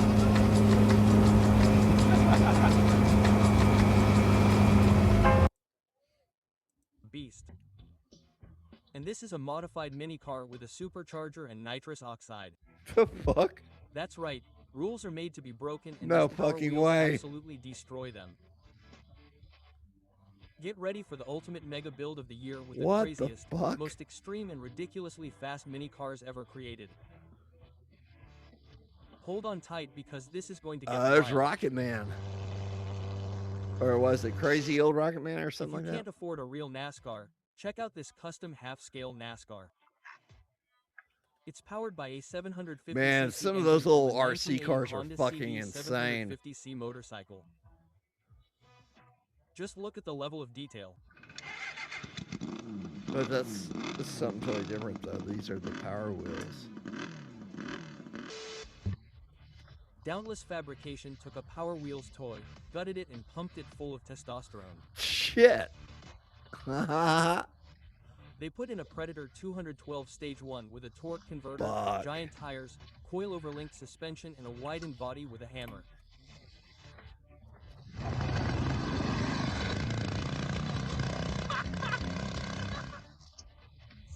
The result? A kid-friendly Raptor that does burnouts on grass and climbs curbs that a real SUV would think twice about.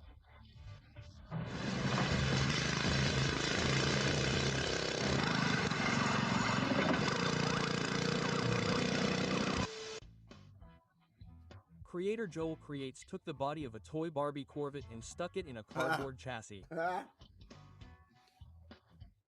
brutal electric motor, 90 volts, 800 amps, recycled batteries from medical equipment, and even a GPS to measure speed. The result? A pink Corvette that can humiliate 4 real bets. Don't you believe it? Just look at it.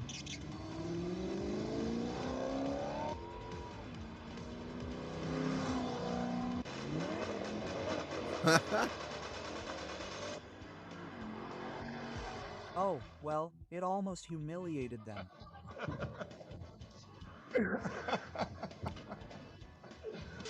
This time, the guys at Grind Heart Plumbing took a mini Jeep Hurricane and transplanted a 105 horsepower KTM Adventure 990 Heart into it.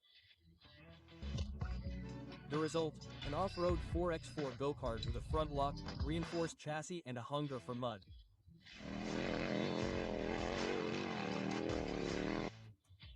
It took 79 sleepless days to build this beast. Plastic on the outside. Over 100 horses on the inside ready to tear up the grass by the roots.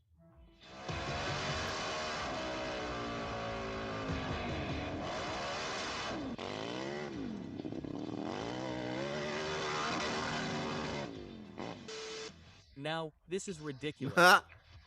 Someone took a lawnmower and put a modified 810cc snowmobile engine in it. Oh shit. He added a high-bore kit with combined compression, getting it to go from 90 to 140 psi, or rather, over 160 horsepower in a lawnmower.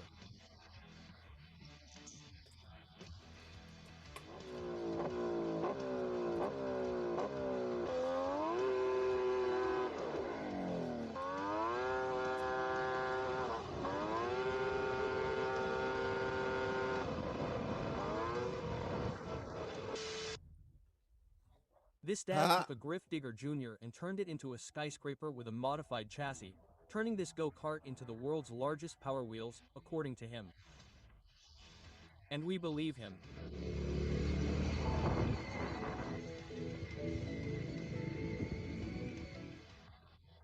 He also built this go-kart off-road 8x6 assembled from an old Argomax.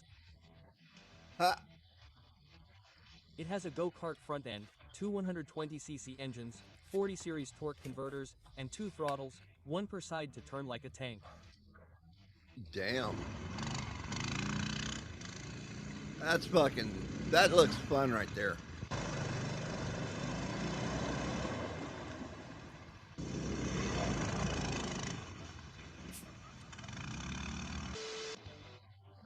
Whoa, nice. The Brazilians from TDS returned with their fan-sized Camaro, powered by a Hornet. They had Herbie out there. Remember Herbie from the old Disney movies? 83cc reverse engine, adjustable seat, Bluetooth. I've LED actually lights, seen and one a of roar that those. humiliates a full-size compact. We do some work out there in Disney World, Hey guys, a certain think about part of the yourself park. and your kid, okay? Where the old animation studios was. But if you're still not impressed, how about this mini Corvette? The guys at Boom took the body of a kid's Corvette and put a GSX-R 750 engine in it.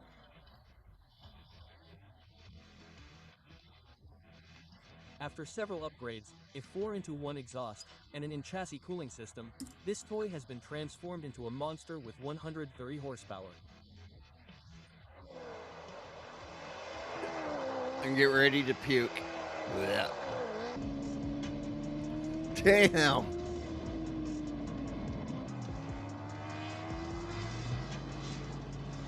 I want to see somebody do that to, is that no. Is that car bed?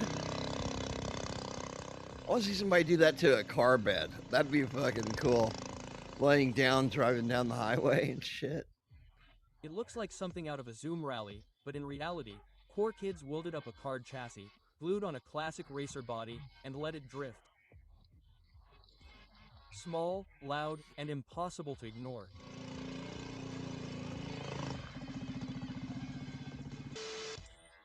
And if that sounds crazy to you, Oh, how about wow. a kid's Ford Raptor turned into a motorcycle-powered drift car? Yeah, that's the middle.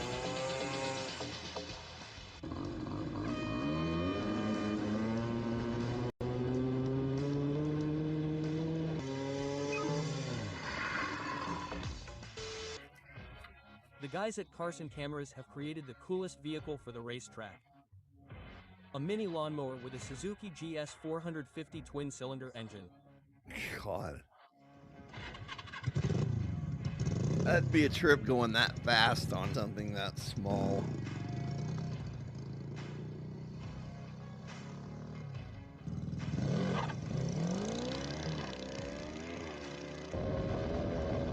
Oh, damn.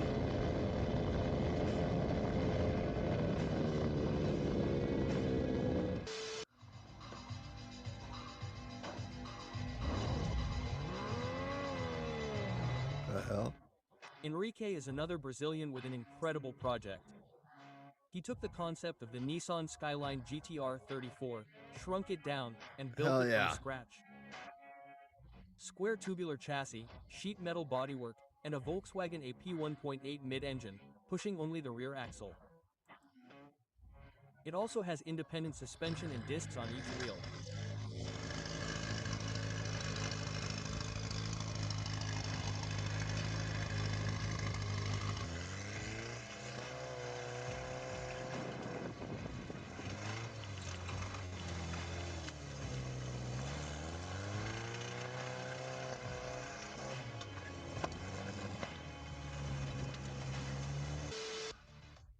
Let's travel to Puerto Rico because the guys at Mini Trucks PR are out of control.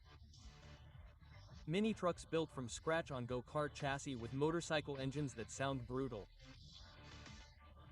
You see them rolling around at events all over the island, and you can even buy or rent them. Ideal for getting to the meet and stealing the show. M.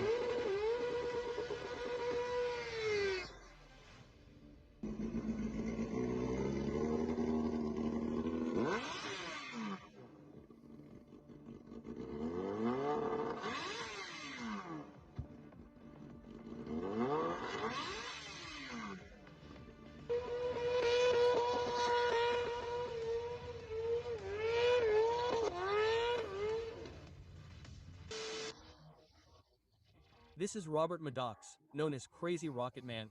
He builds the wildest pool jets on the planet and, of course, the mountain bikes.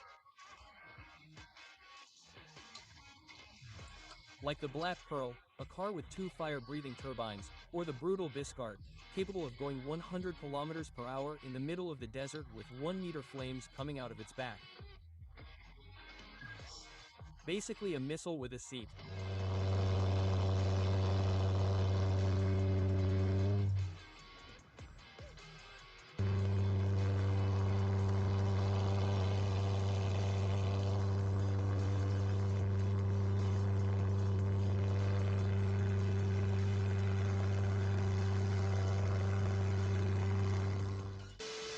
Austin Blake grabbed a toy Tesla Model S from Radio Flyer.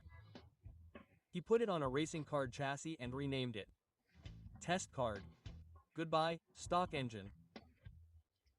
It now has a brushless Mount Energy MEO 907 that can handle 80 amps constant and 220 peaks for 1 minute. Powered by 224 18,650 cells spread over 16 modules with its own BMS.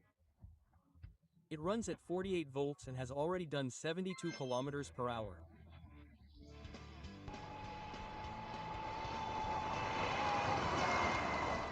Oh.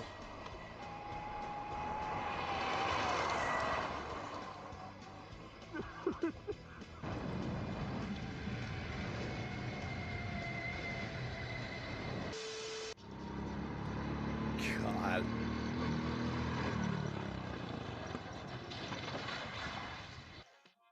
This Audi 80 convertible is the definition. Okay, I've had enough of this. Shit.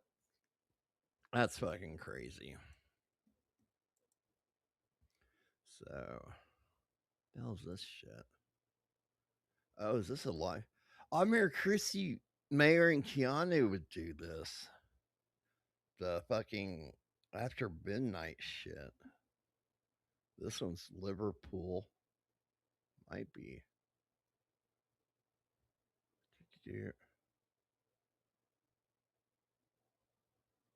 I don't know. So, let me think here. Where's that shit I had? It's not on there. I have too many fucking tabs open. I swear to God. Can't find a goddamn thing on here.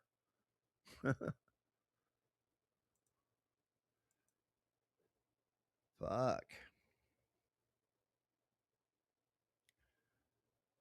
check here.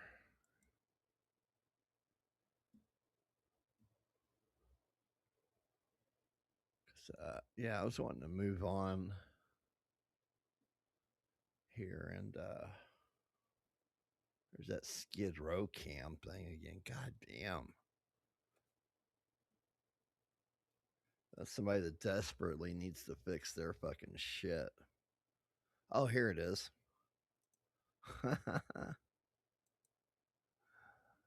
Oh, damn. Wonder if this gets me into any trouble.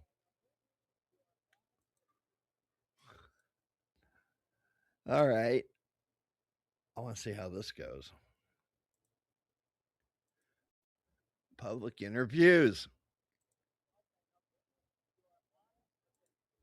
First, to spit or to swallow? Swallow. Okay, and why would you say so? I just feel like it's kind of like awkward and weird to like spit it out. Like it's just like natural to like swallow. Okay. It feels more intimate, maybe? Maybe, perhaps. Okay. You would feel awkward if you were to spit?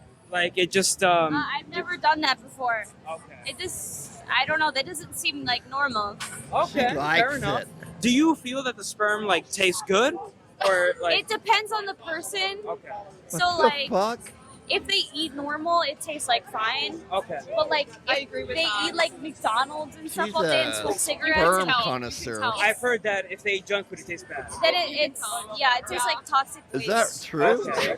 Yeah. But if they're eating their veggies like all the time, then does it actually taste pretty good? It's like a little salty, but it's It like goes fine. down easy. Yeah. Goes down easy. Oh, okay. So the consistency is better too? I like these two I'd say girls. so. It's Wow. That's fascinating. Okay. milkshake. A milkshake? Wow. Damn, interesting. Okay, so now let me go to you. Do you prefer to spit or swallow? Swallow as Swallow well. as well? Yeah. Same Okay. thing. Like it feels weird if I don't. Just weird if you don't. Okay. Yeah. Do you feel that like you're Let's do a do you threesome. feel that you're like insulting him if you spit? You know what I mean? 100%. I could Yeah. care less. So you've never spit before?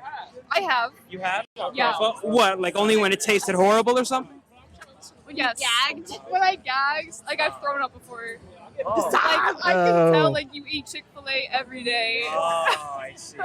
Have you been in situations where you spit as well? I never have, but like it's like I wish I did. Oh. Like it's like it tastes really bad, but like it's like I'm not gonna be rude. Okay. Nowadays, like I would, but like when I was younger, I would wouldn't, probably just like do it to You're like influenced I more. could Yeah. care You less. cared more about not hurting his feelings, maybe? yeah, but now I don't give a fuck. Yeah, good mindset. Cool. So for the future, I just you came. would I definitely don't give a continue swallowing shit about unless my it like feelings tasted at horrible. this point in time. Yeah, yeah. Okay. And you're in the same boat? 100%. Yeah. Oh, that's cool. Thank you so much. Do you prefer to spit or to swallow? Generally speaking, I would probably prefer to spit. Sorry. Oh, To come anyone I on. just Take it offended like a for that. champ. Why would you say spit instead of swallow? Maybe it's just like not the most like pleasant thing, you Okay. know? Okay. Oh, why? Because it usually tastes bad? Is that part of it? I like maybe. Yeah. Okay. If I could offer a little hypothetical for you, what if he ate very nutritious foods and really ensured to nourish himself very well, and that way his sperm actually tasted very delicious and, dare I say, scrumptious? Then what would you say in that scenario? I would say like good for him for being nutritious and all, but like still I don't know about that. Like it really just depends, you know? Okay, so not sure. Yeah. What if it is in the context of a committed relationship and you feel almost like a twin flame connection with this guy? Then I guess so. I gotta go. Maybe? Yeah. maybe. Okay. All right. Thank you. Great job. Okay. Do you prefer to spit or to swallow? I'm swallowing that shit. I'm a Yeah? grown ass woman. Fuck, I'm Yeah. spitting out. Oh shit. Okay. Wow. The Lord say, so spitting is for swallow what amateurs. they give you. You gotta swallow what they give. That's how the experts do it. Okay. And what would you say? I swallow. You swallow 100%? I like the way my nigga tastes. So. Wow. Wait. Yeah, my nigga tastes like pineapples. Really? It tastes like pineapple? Okay. Okay. Is It's that like a because? fruit salad. Wow. Okay. So I've heard that when guys eat healthier foods, that their sperm tastes better. Can you confirm this? Confirmed. Confirmed? My nigga tastes like a fruit salad, like watermelons, cantaloupe, pineapple. So you're slurping that shit up. You're eating every it up. time. Wow, that's amazing. Okay, have you ever like swallowed his sperm just as like recreation or leisure? Like for example, did you ever put it in like a protein shake or like a smoothie or something like that? Or Hell no. No? I'm just straight Damn. down my throat. Only in the bedroom. Yeah, only down my throat. I like first hand nut First hand nut? Okay. straight in my throat. Okay. I'ma swallow. So you want to witness the nut in person before swallowing it. Mm-hmm. So you I want wouldn't it to be straight in my throat. I don't want to Okay. know nothing else. you wouldn't put it like in your shake either or anything like that? No, who putting it in the shake? You take like a cup and then you put like your protein powder and like some frozen fruit and then you put like the sperm in I'ma there. try and- that. You might try it? Now that I mentioned it, it sounds interesting, doesn't it? Mm-hmm. Okay, so now you might try it. Okay. All right, let's get it, but you still won't try it. Definitely not. I'm not holding it. No? No. What if he like finishes in like a cup for you? Makes it very cup? convenient. No, I'm alright. I No? need it straight off the dick. Okay. That's how it's served Wow. best. Served Yeah, fresh. Yeah, it's fresh. Okay, I understand It's that. like a sorbet. Oh yeah. Like the taste and how like it just flows in like smooth, you know, it just melts in your Smooth, mouth. yeah. Oh, Like that's, a pineapple sorbet. I get it. Very good analogy. Thank you. All right. Do you prefer to spit or to swallow? What do you? Generally speaking, spitters are quitters, I would say. Spitters are quitters? For Okay. my man, Yes. yeah, like for my man. I'm swallowing. For your man, you were definitely swallowing. Yeah. Quitters. Spitters are quitters. Okay. Yeah. Okay. What if it is a one-night stand? Would you swallow in that scenario? No.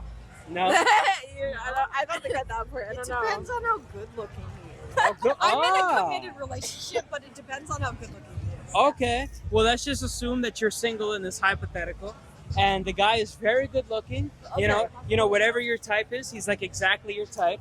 Would you swallow? Yeah.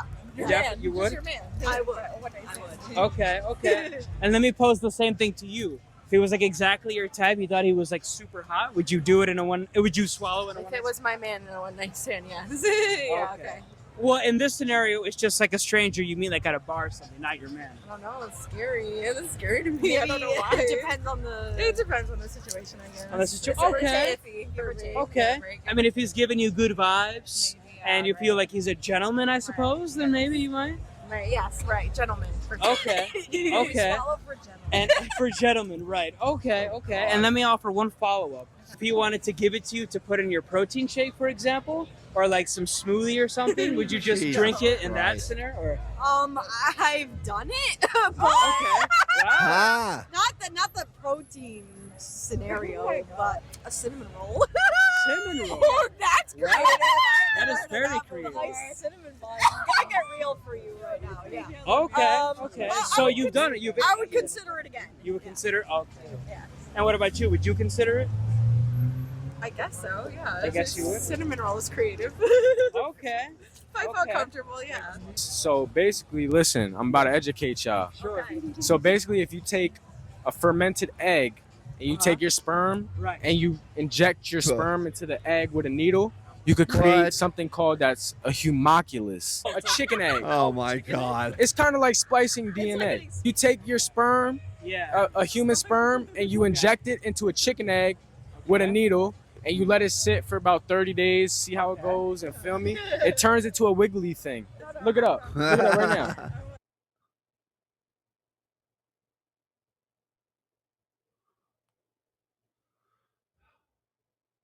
Holy shit! No, I'm not live. What the fuck?